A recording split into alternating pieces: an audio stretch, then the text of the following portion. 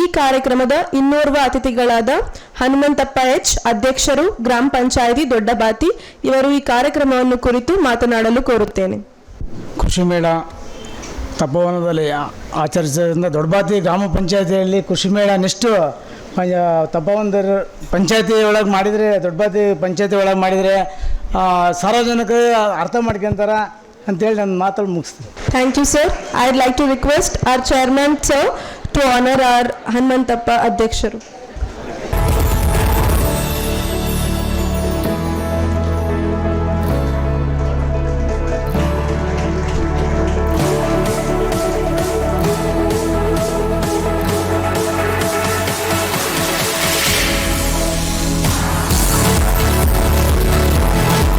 ಕಿಸಾನ್ ದಿವಸದ ಬಗ್ಗೆ ಒಂದು ಕಿರು ಕವಿತೆಯನ್ನು ಹೇಳಲು ಬರುತ್ತಿದ್ದಾರೆ ಇಂಟರ್ನಿ ಅಂಬರೀಶ್ ಪಾಟೀಲ್.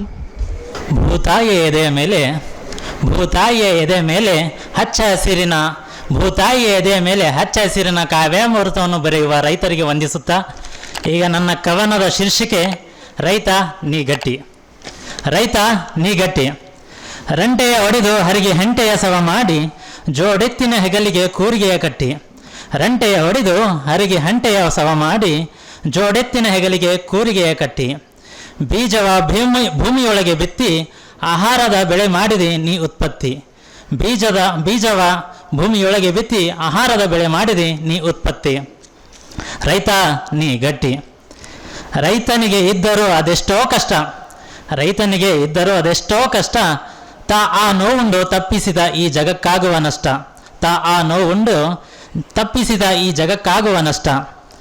ಸಾಲ ಸೋಲಗಳಾದವು ಎತ್ತರದ ಬೆಟ್ಟ, ಎದೆಗುಂದದೆ ಎತ್ತು ಹೊಡೆದು ಹೊಡ್ಕೊಂಡು ಹೊಂಟ. ರೈತ ನೀ ಗಟ್ಟಿ. ಹಂಗಿಸೋರ ಮನೆ ಅಂಗಿ ಹಾಕಿಕೊಳ್ಳುವ ಜನ ಹೆಚ್ಚು, ಸ್ವಾಭಿಮಾನದ ಶ್ರಮದಿಂದಲೇ ಬದುಕುವ ರೈತ ನೀ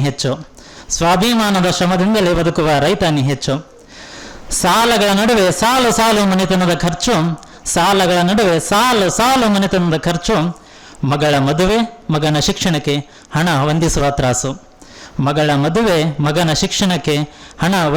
ತ್ರಾಸು. ರೈತ ನೀ ಗಟ್ಟಿ. ಬೆಳೆದ ಬೆಳೆ ಒಮ್ಮೆ ನೀರು ಪಾಲು, ಇನ್ನೊಮ್ಮೆ ಬೆಂಬಲ ಬೆಲೆ ಸಿಗದೆ ಹಾಳು. ಹಿಂಗಾದ್ರ ರೈತ ಬದುಕುವುದಾದರೂ ಹೆಂಗೆ ಹೇಳು. ರೈತ ನೀ ಗಟ್ಟಿ. ಅಂತರ್ವೃಷ್ಟಿ ಅನಾವೃಷ್ಟಿ ಎರಡರ ಕೈಗೆ ಸಿಕ್ಕ ರೈತ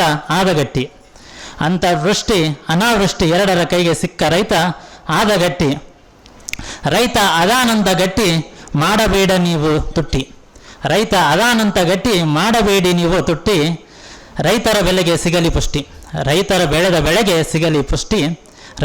ನೀ ಗಟ್ಟಿ. Thank you Ambareesh Patil. ಈ ಕಾರ್ಯಕ್ರಮದ ಮತ್ತೋರ್ವ ಅತಿಥಿಗಳಾದ ಶ್ರೀಯುತ ಉಮೇಶ್, ಮಾಜಿ ಅಧ್ಯಕ್ಷರು, ಗ್ರಾಮ ಪಂಚಾಯಿತಿ ದೊಡ್ಡಬಾತಿ, ಇವರು ಈ ಕಾರ್ಯಕ್ರಮವನ್ನು ಉದ್ದೇಶಿಸಿ ಮಾತನಾಡಲು ಕೋರುತ್ತೇನೆ.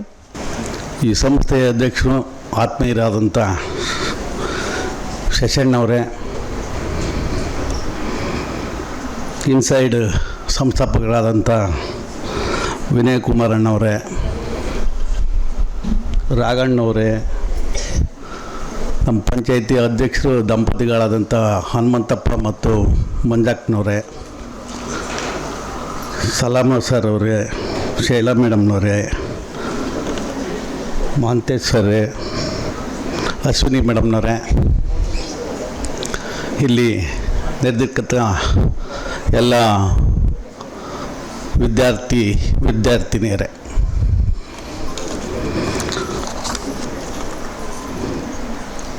ರೈತರ ದಿನ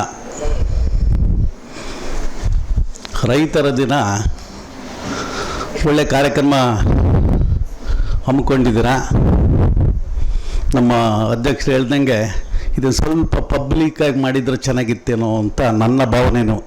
ನೆಕ್ಸ್ಟ್ ನಮ್ಮ ಸಹಕಾರ ಇದೆ. ನಿಮ್ಮದ್ರ ಜೊತೆಗೆ ನಮ್ಮ ರೈತ ವರ್ಗದವ್ರಿಗೂ ಕೂಡ ಈ ಸಿರಿಧಾನ್ಯ ಇವು ಏನಾದರೂ ಗೊತ್ತಿಲ್ಲ, ಮತ್ತು ಅದೇ ಪಾಲಿಶ್ ಮಾಡಿದ ಅಕ್ಕಿ ಅವಯ ಆಗಿದ್ದಾವೆ. ಈಗ ಇಲ್ಲೆಲ್ಲ ನೋಡ್ತಾ ಇದ್ದೀನಿ. ಭಾಳ ನಮ್ಮ ಶಶಣ್ಣರು ಹೇಳಿದ್ರು ಎಲ್ಲ ರೈತರಾಗ್ಬಿಟ್ಟಿದ್ರು ಇವತ್ತು ಅಂತ. ರೈತರ ಜೊತೆಗೆ ಹಳೆಯ ಸಂಪ್ರದಾಯ ನೋಡಿ, ಅದು ಕಡ್ಡಿ ಸೀರೆ, ಈಗೆಲ್ಲ ರೇಷ್ಮೆ ಸೀರೆ ಅವು ಇವು ಬಂದವು. ಆದರೆ ಇವತ್ತಿನ ದಿನ ನಮ್ಮ ವಿದ್ಯಾರ್ಥಿನಿಯರ ಕಡ್ಡಿ ಸೀರೆ ಉಟ್ಕೊಂಡ್ರೆ ತುಂಬ ಸಂತೋಷ ಆಯಿತು. ಆಮೇಲೆ ಹುಡುಗರು ಇವತ್ತು ಡಾಕ್ಟ್ರಾದರೂ ಕೂಡ ಕಚ್ಚೆ ಪಂಜೆ ಹಾಕ್ಕೊಂಡಾರೆ, ಪಂಜೆ ಹಾಕ್ಕೊಂಡಾರೆ. ಏನೋ ಒಂದು ರೈತರ ದಿನ ಅದೇನೋ ಒಂದು ಶೋಭೆ ಅಂತ. ಇನ್ನೊಂದು ವಿಷಯ ಭಾಳ ಬೇಸರ ಆಗುತ್ತೆ, ರೈತರು ಅಂದರೆ ಹೆಣ್ಣು ಕೊಡ್ತಾ ಇಲ್ಲ ಇವತ್ತು. ಇದು ನಡೆದು ಬಂದಿರತಕ್ಕಂಥ ಒಂದು ವ್ಯವಸ್ಥೆ, ಯಾವ ಸಮಾಜದಲ್ಲೇ ಇರಲಿ.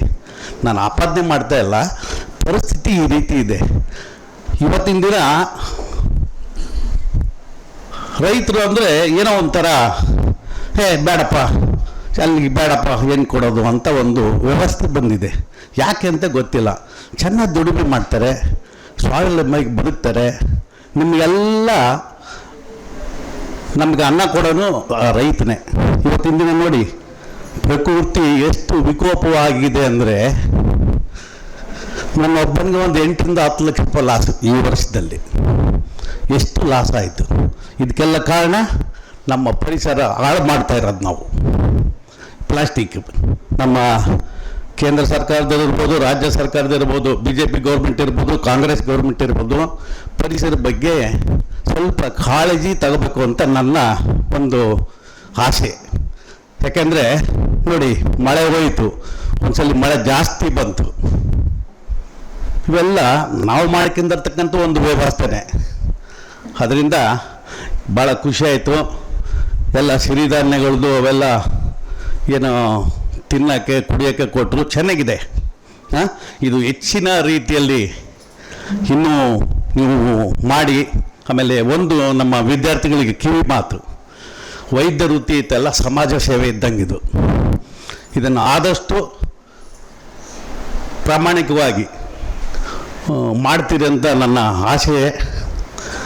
ಆಮೇಲೆ ಕೆಲವೊಂದು ವಿಷಯಗಳಲ್ಲಿ ಸ್ವಲ್ಪ ತೊಂದರೆ ಆಗುತ್ತೆ. ಈಗಿನ ವ್ಯವಸ್ಥೆ ಹೆಂಗಪ್ಪ ಅಂದರೆ, ಅವತ್ತು ಬರೀ MBBS ಆಗಿದ್ದರೆ ಡಾಕ್ಟ್ರ್ ಮುಗಿದು ಬಿಡೋದು. ಈಗ ಕೋರ್ಸ್ ಭಾಳ ಇದ್ದಾವೆ. ನೀವು ಇಲ್ಲಿದ್ದ ನಿಮ್ಮ ಕೊನೆಯವರೆಗೂ ಓದಿದ್ರು ಕೋರ್ಸ್ಗಳಿದ್ದಾವೆ.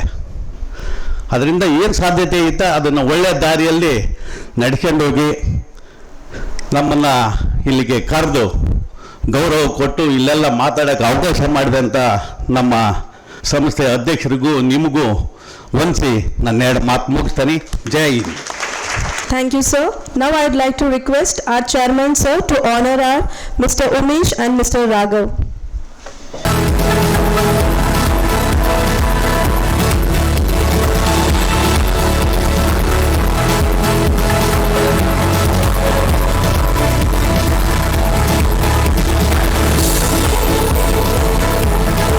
Good afternoon. Good afternoon.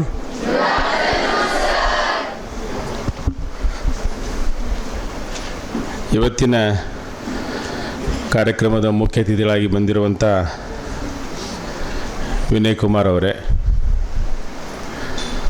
ಮತ್ತೊಬ್ಬ ಮುಖ್ಯ ಅತಿಥಿಗಳು ಮತ್ತು ಸಾವಯವ ಕೃಷಿಕರು ರಾಘವ್ ಅವರೇ. ನಿಮ್ಮ ಮಾತು, ರಾಘವ್ ಅವರ ಮಾತನ್ನು ಕೇಳೋದಿದೆ. ನಾನು ಮತ್ತೆ ಇದಾದ ಮೇಲೆ ನಿಮ್ಮೊಟ್ಟಿಗೆ ಕೂತ್ಕೊಂಡು ನಿಮ್ಮ ಮಾತನ್ನು ಕೇಳ್ತೀನಿ. ಈ ಗ್ರಾಮದ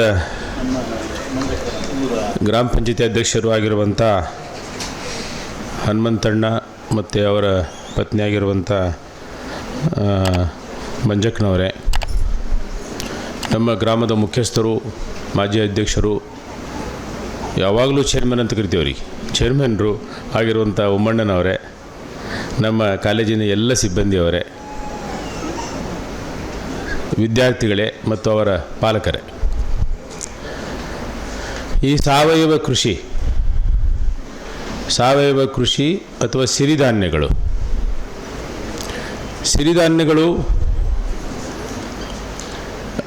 ಒಂದು ಕಾಲದಲ್ಲಿ ಸಿರಿಧಾನ್ಯಗಳನ್ನು ಈಗಾಗಲೇ ಅನೇಕ ಬಾರಿ ಹೇಳಿದ್ದೀವಿ.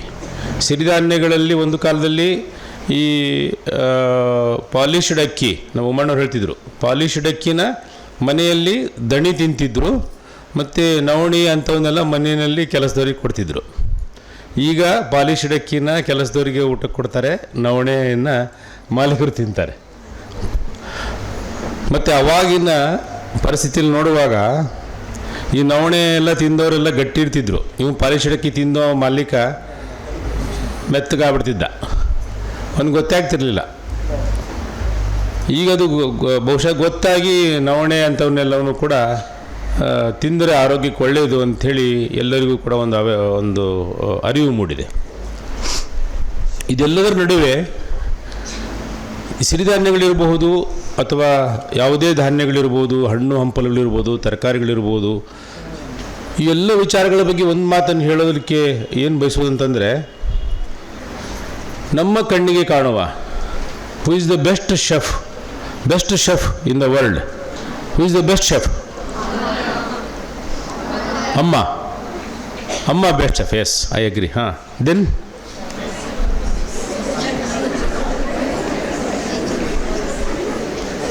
ನಿಮಗೆ ಗೊತ್ತಾ, best chef is the earth, ಭೂತಾಯಿ, ಮದರ್ ಅರ್ತ್ ಏನು ಕರಿತೀವಲ್ಲ, mother earth is the best chef. Equivalent to mother earth there is no chef. Mother earth ಏನಿದೆಯಲ್ಲ, ಮದರ್ ಅರ್ತ್ ಎಷ್ಟು ಲಕ್ಷ ನಮೂನೆಯ, ಎಷ್ಟು ಲಕ್ಷ ರೀತಿಯ ಹಣ್ಣುಗಳನ್ನು, ತರಕಾರಿಗಳನ್ನು ನೀವು ಕ್ಯಾನ್ ಯು ಇಮ್ಯಾಜಿನ್? ಈ ಸಪೋಟ ಗಿಡದಲ್ಲಿ ಮಾವಿನ ಹಣ್ಣನ್ನು ಬೆಳೆಸ್ಲಿಕ್ಕೆ ಸಾಧ್ಯನಾ? ಇಲ್ಲ. ಸಪೋಟದಲ್ಲಿರುವಂಥ ಟೇಸ್ಟು, ಸಿಹಿನ ಮದರ್ ಅರ್ತ್ ಅದರಲ್ಲಿ ಯಾವ ರೀತಿ ತುಂಬುತ್ತದೆ? ಮಾವು ಇರಬಹುದು. Mother earth is the best chef. ಈ ಭೂದೇವಿ ಅಥವಾ ಭೂತಾಯಿ ಏನಿದೆಯಲ್ಲ, ಇದು ಎಲ್ಲ ಚರಾಚರಗಳಿಗೆ, ಎಲ್ಲ ವಸ್ತುಗಳಿಗೆ, ಎಲ್ಲ ಪ್ರಾಣಿಗಳಿಗೆ ಬೇಕಾಗುವಂಥ ಎಲ್ಲವನ್ನು ತಯಾರು ಮಾಡಿ ಪ್ರತಿ ದಿವಸ ಉಣಿಸ್ತಾಳೆ ಅಂತ. ಯಾಕಂದರೆ ನಾವು ಮದರ್ ಅರ್ಥನ್ನು ಫಿಮೇಲ್ ಅಂತ ಕನ್ಸಿಡರ್ ಮಾಡ್ತೀವಿ. ಮದರ್ ಅರ್ತ್ ಪ್ರತಿಯೊಂದು ಪ್ರಾಣಿಗಳಿಗೂ ಬೇಕಾಗುವಂಥದ್ದನ್ನು ತಯಾರು ಮಾಡಿ ಬಡಿಸ್ತಾಳೆ ಅಲ್ವಾ? ಈ ಮದರ್ ಅರ್ತ್ ತಯಾರು ಮಾಡಿದ ರೀತಿಯಲ್ಲಿ, ಅಥವಾ ಒಂದು ಎಲೆಯನ್ನು, ನಾನು ಅನೇಕ ಸಾರಿ ಹೇಳಿದ್ದೀನಿ, ಆರ್ಟಿಫಿಷಿಯಲ್ ಇಂಟೆಲಿಜೆನ್ಸ್, ನಮ್ಮ ವಿನಯ್ ಕುಮಾರ್ ಅವರು ಹೇಳ್ತಿದ್ರು, ಆರ್ಟಿಫಿಷಿಯಲ್ ಇಂಟೆಲಿಜೆನ್ಸ್ ತುಂಬ ಬೆಳೀತದೆ ಅಂಥೇಳಿ. ಒಂದು ಎಲೆಯನ್ನು ಎಷ್ಟೇ ನಮ್ಮದು ಇಂಟೆಲಿಜೆನ್ಸ್ ಬೆಳೀಲಿ, ಆರ್ಟಿಫಿಷಿಯಲ್ ಆಗಿ ಒಂದು ಎಲೆಯನ್ನು ತಯಾರು ಮಾಡಲಿಕ್ಕೆ ಸಾಧ್ಯ ಆಗಲಿಲ್ಲ, ಇದುವರೆಗೂ ಆಗಲಿಲ್ಲ. ಒಂದು ಲೀಫ್, ಆರ್ಟಿಫಿಷಿಯಲ್ ಆಗಿ ಒಂದು ಲೀಫನ್ನು ಏನು ನಾವು ಸೂರ್ಯನಿಂದ ಬೆಳಕನ್ನು ತೆಗೆದುಕೊಂಡು ಲೀಫು ಫುಡ್ಡನ್ನು ತಯಾರು ಮಾಡಿ ಎಲ್ಲರಿಗೂ ಬಳಸುತ್ತೆ ಅಂತ ಏನೊಂದು ಫಾರ್ಮುಲಾ ಹೇಳ್ತಿದ್ದೀವಿ, ಆ ಫಾರ್ಮುಲಾನ ಪ್ರಿಪೇರ್ ಮಾಡುವಂಥ ಒಂದು ಆರ್ಟಿಫಿಷಿಯಲ್ ಲೀಫನ್ನು ಇದುವರೆಗೂ ವಿಜ್ಞಾನದ ಕೈಯಲ್ಲಿ ತಯಾರು ಮಾಡಲಿಕ್ಕೆ ಆಗಲಿಲ್ಲ. ನಾವು ಇನ್ನೂ ಕಲಿಬೇಕಾಗಿರೋದು ಈ ಪ್ರಪಂಚದಲ್ಲಿ ಅಥವಾ ಈ ಸೃಷ್ಟಿನಲ್ಲಿ 0.00001% ಕಲ್ತಿಲ್ಲ ನಾವು. ಇನ್ನೂ 99.99 ಎಷ್ಟೋ % ಇನ್ನೂ ಹಾಗೆ ನಮಗೆ ಗೊತ್ತಾಗದಂಥ ವಿಚಾರಗಳಿದ್ದಾವೆ. ಅದರಲ್ಲಿ ಈ ಸಿರಿಧಾನ್ಯಗಳು ಕೂಡ. ಸಿರಿಧಾನ್ಯಗಳು ನಮ್ಮ ಮದರ್ ಅರ್ತ್ ನಮಗೆ ಮಾಡಿಕೊಟ್ಟಂಥ ಒಂದು ಕೊಡುಗೆ. ಈ ಮಾನವ ಜನಾಂಗಕ್ಕೆ, ಮಾನವರಿಗೆ ಸಿರಿಧಾನ್ಯಗಳು ಅಂತ ಏನು ಕರಿತಿದ್ದೀವಿ, ಅದು ಮದರ್ ಅರ್ತಿನ ಒಂದು ಕೊಡುಗೆ. ನಾವು ಈ ಸಿರಿಧಾನ್ಯಗಳನ್ನು ಬಳಸುವುದರ ಮೂಲಕ, ಸಿರಿಧಾನ್ಯಗಳಿಗೆ ಹೆಚ್ಚು ಪ್ರೋತ್ಸಾಹ ಕೊಡೋದರ ಮೂಲಕ, ನಾವು ಈ ಸಿರಿಧಾನ್ಯದ ದಿನ ಇವತ್ತಿನ ನಾವು ಕಿಸಾನ್ ಸಮ್ಮಾನ್ ದಿವಸನ್ನು, ಸಿರಿಧಾನ್ಯಗಳನ್ನು ಹೆಚ್ಚು ಬಳಕೆ ಮಾಡೋದರ ಮೂಲಕ ಕಿಸಾನ್ ದಿವಸನ್ನು ಆಚರಿಸೋಣ. ಇದರಲ್ಲಿ ವಿನಯ್ ಕುಮಾರ್ ಸರ್ ಅವರೇ, ನಮ್ಮ ಈ ಕಾಲೇಜಿನ ಎಲ್ಲ ಸ್ಟೂಡೆಂಟ್ಸು ಬ್ರೈಟ್ ಸ್ಟೂಡೆಂಟ್ಸು. ನಮ್ಮ ರಾಜ್ಯದ ಫಸ್ಟ್ ರ್ಯಾಂಕ್ 2 ಸತಿ ನಮ್ಮ ಕಾಲೇಜಿಗೆ ಬಂದಿದೆ. 18 ರ್ಯಾಂಕ್ಗಳು, ಲಾಸ್ಟ್ ಇಯರ್ 18 ರ್ಯಾಂಕ್ಗಳು, ಬೇರೆ 18 ರ್ಯಾಂಕ್ಗಳು ನಮ್ಮ ಕಾಲೇಜಿಗೆ ಬಂದಿದ್ದಾವೆ. ಅದಕ್ಕಿಂತ ಬಿಫೋರ್ ಲಾಸ್ಟ್ ಇಯರು 12 ರ್ಯಾಂಕ್ ಬಂದಿದ್ದಾವೆ. ಸೊ ಇವರೆಲ್ಲ ಬ್ರೈಟ್. ನೀವು ಎಂಥದ್ದು ಯಾವ ಸ್ಕೂಲ್ ಅಂದರೆ ನೀವು ನವೋದಯ ಸ್ಕೂಲ್ನವರು ಎಲ್ಲರೂ ಬ್ರೈಟ್ ಇರ್ತಾರೆ ಅಂತಂದರೆ, ನಾನು ಹೇಳೋದು ನಮ್ಮ ತಪೋವಂದವರು ಎಲ್ಲರೂ ಬ್ರೈಟ್ ಇರ್ತಾರೆ. All are bright. ಆಮೇಲೆ ನೀವು ಇನ್ನೊಂದು ಮಾತು ಹೇಳಿದ್ರಿ, ನಮ್ಮ ಮಕ್ಕಳಲ್ಲಿ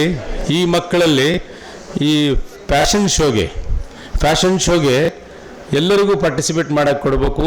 ಸ್ವಲ್ಪ ನೋಡ್ಲಿಕ್ಕೆ ಬ್ಯೂಟಿಫುಲ್ ಇದ್ದವ್ರು ಮಾತ್ರ ಫ್ಯಾಷನ್ ಶೋಗೆ ಪಾರ್ಟಿಸಿಪೇಟ್ ಮಾಡ್ತಾರೆ ಅಂತಂದರೆ ಹಾಗೇನಿಲ್ಲ. ನಮ್ಮ ಅಂಬರೀಷ್ ಕೂಡ ಪಾರ್ಟಿಸಿಪೇಟ್ ಮಾಡ್ತಾನೆ ಅಲ್ಲನಾ? ನೋಡ್ರಿ, ಎಲ್ಲರೂ ಪಾರ್ಟಿಸಿಪೇಟ್ ಮಾಡ್ತಾರೆ. ಮತ್ತು ಎಲ್ಲ ಆ್ಯಕ್ಟಿವಿಟೀಸಲ್ಲಿ ಎಕ್ಸಾಂಪಲ್ ಇವತ್ತು ರೈತ ದಿನಾಚರಣೆ, ಎಲ್ಲರೂ ರೈತರ ಥರ ಕಾಣಬೇಕು ಅಂಥೇಳಿ ಅವರವರೇ ನಿರ್ಧಾರ ಮಾಡ್ಕೋತಾರೆ. ಸೊ ಎಲ್ಲರೂ ರೈತರ ಥರ ಡ್ರೆಸ್ ಹಾಕ್ಕೊಂಡು ಬರ್ತಾರೆ. ನಮ್ಮ ಉಮೇಶ್ ಅಣ್ಣರು ಹೇಳುವಾಗ ಹೇಳಿದರು ಕಡ್ಡಿ ಸೀರೆ ಹಾಂ, ಕಡ್ಡಿ ಸೀರೆ ನೋಡ್ರಿ, ಅವರು ಪಕ್ಕ ರೈತ ಮಹಿಳೆ ಥರ ಕಡ್ಡಿ ಸೀರೆ ಹಾಕ್ಕೊಂಡು ಇನ್ನು ರೊಟ್ಟಿ ಮಾಡಿದ್ರೆ ಮುಗಿದೋದು. ಆ ರೀತಿ ಎಲ್ಲರೂ ಕೂಡ ಈಗ ನಾವು ವೈದ್ಯರಾಗ್ತಿದ್ದೀವಿ, ನಿಜ. ವೈದ್ಯರಾಗೋದ್ರ ಜೊತೆಯಲ್ಲಿ ನಮ್ಮಲ್ಲಿ ನಮ್ಮ ಪುರಾತನ ಪರಂಪರೆಗಳು, ನಾವು ಈ ಭಾರತೀಯ ವೈದ್ಯ ಪರಂಪರೆಯ ಶಿಕ್ಷಣವನ್ನು ಪಡಿತಿರೋದು.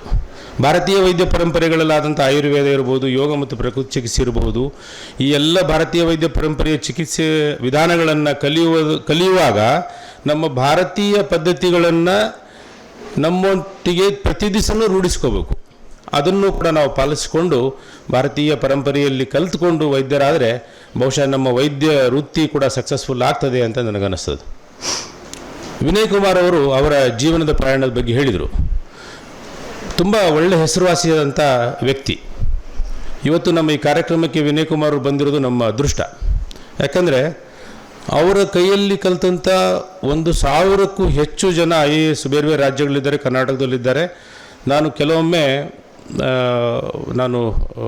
ಭಾರತ ಸರ್ಕಾರವನ್ನು ರೆಪ್ರೆಸೆಂಟ್ ಮಾಡಿ ಅನೇಕ ಕಡೆಗೆ ನಾನು ಮೀಟಿಂಗ್ಗಳು ಅಟೆಂಡ್ ಆಗ್ತಿರ್ತೀನಿ. ಡೆಲ್ಲಿಯಲ್ಲಿ ಮೀಟಿಂಗ್ ಅಟೆಂಡ್ ಆಗುವಾಗ ಅಲ್ಲಿ ಕೆಲವೊಬ್ಬ IAS ಆಫೀಸರ್ಸ್ಗಳು ನಮ್ಮ ಜೊತೆ ಮೀಟಿಂಗಲ್ಲಿ ಕೂತಾಗ ಜನರಲ್ಲಾಗಿ ಡಿಸ್ಕಷನ್ ಮಾಡುವಾಗ ಇವ್ರ ಹೆಸರು ಕೂಡ ಕೇಳಿದ್ದೀನಿ. ಇತ್ತೀಚೆಗೆ ಸ್ವಲ್ಪ ಒಡನಾಟ ಅವ್ರದ್ದು ತುಂಬ ಹಳೆ ಒಡನಾಟ ಅಲ್ಲ, ಇತ್ತೀಚೆಗೆ ಅವರು ಈ MP ಒಂದು ಕ್ಯಾಂಡಿಡೇಟಿಗೆ ಅವರು ಪ್ರಯತ್ನ ಮಾಡಿ ಇವಾಗ ಫೀಲ್ಡಲ್ಲಿದ್ದಾರೆ. ಅಂದಿನಿಂದ ನನ್ನ ಅವರ ಪರಿಚಯ ಆಯಿತು. ಬಟ್ ಅದಕ್ಕೆ ಮೊದಲು ಕೂಡ ಹೆಸರು ಕೇಳಿದ್ದೀನಿ, ಕಕ್ಕರಗೊಳದೂರು ವಿನಯ್ ಕುಮಾರ್ ಅಂಥೇಳಿ. ಕಕ್ಕರಗೊಳದೂರು ವಿನಯ್ ಕುಮಾರ್ ಅಂತ ನಾನು ಅಂದ್ಕೊಂಡಿದ್ದು ಎಲ್ಲೋ ಒಂದು 55-60 ವರ್ಷದವ್ರು ಇರ್ಬೋದು ಅಂತ. 75 ವರ್ಷದವರು, 25 ಹಂಗಿರ್ಬೋದು ಅಂತ ಅಂದ್ಕೊಂಡಿದ್ದೆ. ಅವಾಗಿಲ್ಲಿ ಅಡ್ಡಾಡ್ಲಿಕ್ಕೆ ಸ್ಟಾರ್ಟ್ ಮಾಡಿದ ನೋಡಿದ್ರೆ ಹಿ ಈಸ್ ವೆರಿ ಯಂಗ್ ಇದ್ದಾರೆ. ಮತ್ತು ಈ ಒಂದು ನಮ್ಮ ದಾವಣಗೆರೆಗೆ ಉತ್ತಮ ಅಭ್ಯರ್ಥಿ ಕೂಡ ಅಂತ ನನಗನ್ನಿಸ್ತದೆ. ಇಂಥ ವ್ಯಕ್ತಿ ನಮ್ಮೊಟ್ಟಿಗೆ ಇವತ್ತು ಈ ಕಾರ್ಯಕ್ರಮ ಕಿಸಾನ್ ದಿವಸದ ಕಾರ್ಯಕ್ರಮದಲ್ಲಿ ಭಾಗವಹಿಸಿದ್ದಾರೆ. ಅದರೊಟ್ಟಿಗೆ ರಾಘವನ್ನವರು ಕೂಡ ಸ್ವತಃ ಅವರು ಈ ಸಾವಯವ ಕೃಷಿ ಮತ್ತು ಸಿರಿಧಾನ್ಯಗಳನ್ನು ಬೆಳೆದು ಮಾರುಕಟ್ಟೆ ಮಾಡಿ ಅವುಗಳನ್ನು ಪ್ರತಿ ದಿವಸ ಪೋಷಿಸ್ತಿದ್ದಾರೆ. ಅವರೊಟ್ಟಿಗೆ ಅವರೆಲ್ಲ ವಸ್ತುಗಳನ್ನು ಇಲ್ಲೂ ಕೂಡ ತೊಗೊಂಡಿದ್ದಾರೆ ನಮ್ಮವ್ರಿಗೆ ತೋರಿಸ್ಲಿಕ್ಕೆ.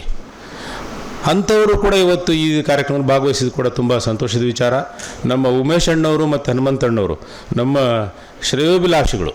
ನಮ್ಮ ತಪೋವನದ ಅಭಿವೃದ್ಧಿ, ಅವರು ನಮ್ಮದೇ ಅಭಿವೃದ್ಧಿ ಅಂತ ಖುಷಿ ಪಡ್ತಾರೆ. ಒಂದು ಸತಿ ನಮ್ಮ ಉಮೇಶ್ ಅಣ್ಣ ಹೇಳ್ತಿದ್ರು, ಅಣ್ಣ ಇದು ಈ ಕಾಲೇಜಿಂದ ನಮಗೆ ಬಾತಿಗೆ ಹೆಸರು ಬಂದುಬಿಟ್ಟೈತಿ, ಫಾರಿನರ್ಸು ಇಲ್ಲಿಯವರು ಜಪಾನವರೆಲ್ಲ ಬಂದಾಗ ನೋಡಿ ಬಾತಿ ಇಷ್ಟು ಎತ್ತರಕ್ಕೆ ಬೆಳೀತು ಅಂತ ನನಗೆ ನಿಮ್ಗಿಂತ ಹೆಚ್ಚು ಹೆಮ್ಮೆ ಆಗ್ತದೆ ಅಂಥೇಳಿ. ಅವರಿಗೆ ನಮ್ಮ ಈ ತಪೋವನದ ಅಭಿವೃದ್ಧಿ ನನ್ನದೇ ಅಭಿವೃದ್ಧಿ ಅನ್ನುವಂಥ ಖುಷಿ ಪಡ್ತಾರೆ ಅವರು. ಸೊ ಅಂತಹ ಒಂದು ವ್ಯಕ್ತಿಗಳು ಇವತ್ತು ಈ ಕಾರ್ಯಕ್ರಮದಲ್ಲಿ ಭಾಗವಹಿಸಿದ್ದಾರೆ. ಇವರೆಲ್ಲರೂ ಈ ಕಾರ್ಯಕ್ರಮಕ್ಕೆ ಒಂದು ಹೆಚ್ಚಿನ ಮೆರುಗನ್ನು ತಂದುಕೊಟ್ಟಿದ್ದಾರೆ. ಕೊನೆಯದಾಗಿ ನಮ್ಮ ಡಾಕ್ಟರ್ ಅಶ್ವಿನಿ ಮೇಡಮ್ ಅವರು, ಇವತ್ತು ನೀವು ಚೆನ್ನಾಗಿ ಕಾರ್ಯಕ್ರಮ ಆಯೋಜನೆ ಮಾಡಿದ್ದೀರಿ. ಇವತ್ತಿನ ಇಡೀ ಕಾರ್ಯಕ್ರಮದ್ದು ಉಸ್ತುವಾರಿ ಅವ್ರದ್ದು, ಸಿರಿಧಾನ್ಯ ಅವ್ರ ಡಿಪಾರ್ಟ್ಮೆಂಟಿಗೆ ಬರುವಂಥ ಒಂದು ಪ್ರೋಗ್ರಾಮ್ ಇದು. ಸೊ ಈ ಸಿರಿಧಾನ್ಯ ಮತ್ತು ಈ ಕೃಷಿ ಸಮ್ಮಾನ್ ದಿವಸ್ ಅಥವಾ ಏನು ಕಿಸಾನ್ ಸಮ್ಮಾನ್ ದಿವಸನ್ನು ಆಯೋಜನೆ ತುಂಬ ಸುಂದರವಾಗಿ ಚೆಂದಾಗಿ ನೀವು ಕಾರ್ಯಕ್ರಮವನ್ನು ಆಯೋಜನೆ ಮಾಡಿದ್ದೀರಿ. ಎಲ್ಲ ವಿದ್ಯಾರ್ಥಿಗಳು ಇವತ್ತು ಭಾಳ ಬ್ಯೂಟಿಫುಲ್ಲಾಗಿ ಕಾಣ್ತಿದ್ದೀರಿ. ನಿಮಗೆಲ್ಲರಿಗೂ ಕೂಡ ಕೃಷಿ ಸಮ್ಮಾನ್ ದಿವಸದ ಶುಭಾಶಯ ಹೇಳಿ ಎಲ್ಲರೂ ಕೂಡ ಇದೇ ರೀತಿ ಸಂತೋಷವಾಗಿರೋಣ. ಎಲ್ಲರಿಗೂ ಕೃಷಿ ಸಮ್ಮಾನ್ ದಿವಸದ ಶುಭಾಶಯ ಹೇಳಿ ಕೊನೆಯದಾಗಿ ನನಗೇನೆಂದರೆ ಅಲ್ಲಿ ಏನು ಸ್ಟಾಲ್ ಇಟ್ಟಿದ್ದಾರೆ, ಸ್ಟಾಲ್ ಇಟ್ಟಿರುವಂಥವರ ಅನುಭವ ಪ್ರತಿಯೊಬ್ಬರು ಹೋಗಿ ಕೇಳಬೇಕು. ನಾನು ವಿನಯ್ ಕುಮಾರ್ ಅವ್ರ ಜೊತೆಗೆ ಅಲ್ಲಿ ಪ್ರತಿಯೊಂದು ಸ್ಟಾಲ್ ಒಟ್ಟಿಗೆ ಮಾತಾಡುವಾಗ ಅವರು ಪ್ರತಿಯೊಂದು ತಂದಿರುವಂಥ ಪರ್ಟಿಕ್ಯುಲರ್ ವಸ್ತುಗಳ ಬಗ್ಗೆ ಅದರ ಇಂಪಾರ್ಟೆನ್ಸ್ ಬಗ್ಗೆ ಹೇಳ್ತಾ ಇದ್ದಾರೆ. ನೀವು ಪ್ರತಿಯೊಬ್ಬರು ಹೋಗಿ ಭಾಗವಹಿಸಿ ಕೇಳಬೇಕು. ಅದರಲ್ಲಿ ಕೆಲವು ಪ್ರಮುಖರನ್ನ ಬೇಕಾದ್ರೆ ಇಲ್ಲಿ ಕರೆದು ವೇದಿಕೆ ಮೇಲೆ ಕೂಡ ಅವರಿಂದ ಮಾತಾಡ್ಲಿಕ್ಕೆ ಹಚ್ಚಿದ್ರೆ ಇನ್ನೂ ಒಳ್ಳೆಯದು. ಸೊ ಇದನ್ನು ಮಾಡಿ ಇವತ್ತಿನ ಈ ದಿವಸದ ಕಾರ್ಯಕ್ರಮನ ತುಂಬ ಅದ್ಧೂರಿಯಾಗಿ ತುಂಬ ಸುಂದರವಾಗಿ ಮಾಡಿರುವಂಥ ನಮ್ಮ ಪ್ರಿನ್ಸಿಪಾಲ್ ಮಾಂತೇಶ್ ಅವರು ಇರ್ಬೋದು, ಸಲಾಮ್ ಅವರು ಇರ್ಬೋದು, ಡಾಕ್ಟರ್ ಅಶ್ವಿನಿ ಮೇಡಮ್ ಇರ್ಬೋದು, ಎಲ್ಲ ಸಿಬ್ಬಂದಿಗಳು, ಎಲ್ಲರಿಗೂ ಒಬ್ಬೊಬ್ಬರ ಹೆಸರಲ್ಲ, ಎಲ್ಲ ಸಿಬ್ಬಂದಿಗಳು ತುಂಬ ಸುಂದರವಾಗಿ ಈ ಕಾರ್ಯಕ್ರಮವನ್ನು ಮಾಡಿದ್ದೀರಿ. ಎಲ್ಲರಿಗೂ ಶುಭಾಶಯ ತಿಳಿಸಿ ನನ್ನ ಮಾತು ಮುಗಿಸ್ತೇನೆ. Thank you sir. ಈ ಕಾರ್ಯಕ್ರಮದ ಮತ್ತೋರ್ವ ಮುಖ್ಯ ಅತಿಥಿಗಳಾದ ಶ್ರೀ ರಾಘವ್, ಐಕಾಂತಿಕ, ನ್ಯಾಚುರಲ್ ಫಾರ್ಮರ್, ಶ್ರೀನಿವಾಸ್ ನಗರ ಇವರ ಕಿರು ಪರಿಚಯವನ್ನು ಮಾಡಲು ಬರುತ್ತಿದ್ದಾರೆ ಡಾಕ್ಟರ್ ಶಿಲ್ಪಾ ಮ್ಯಾಮ್.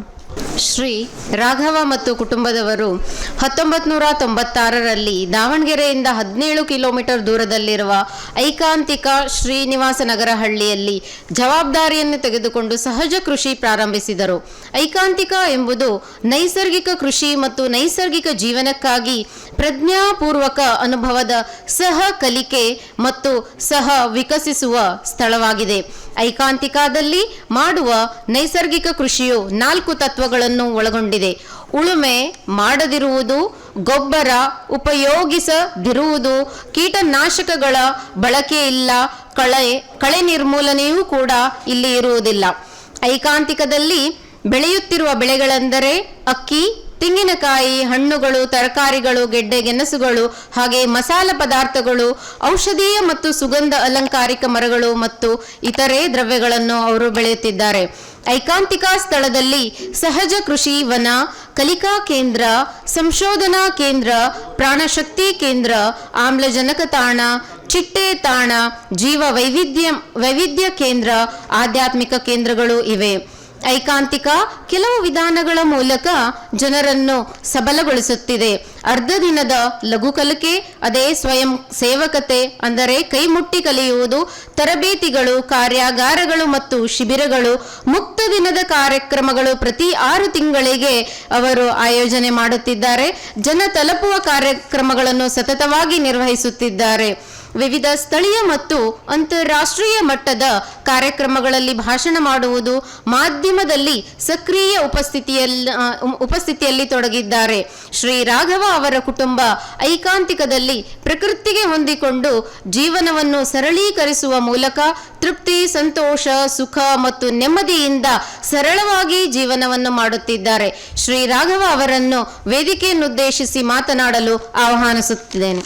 ಎಲ್ಲ ಆತ್ಮೀಯರಿಗೂ ನಮಸ್ಕಾರ.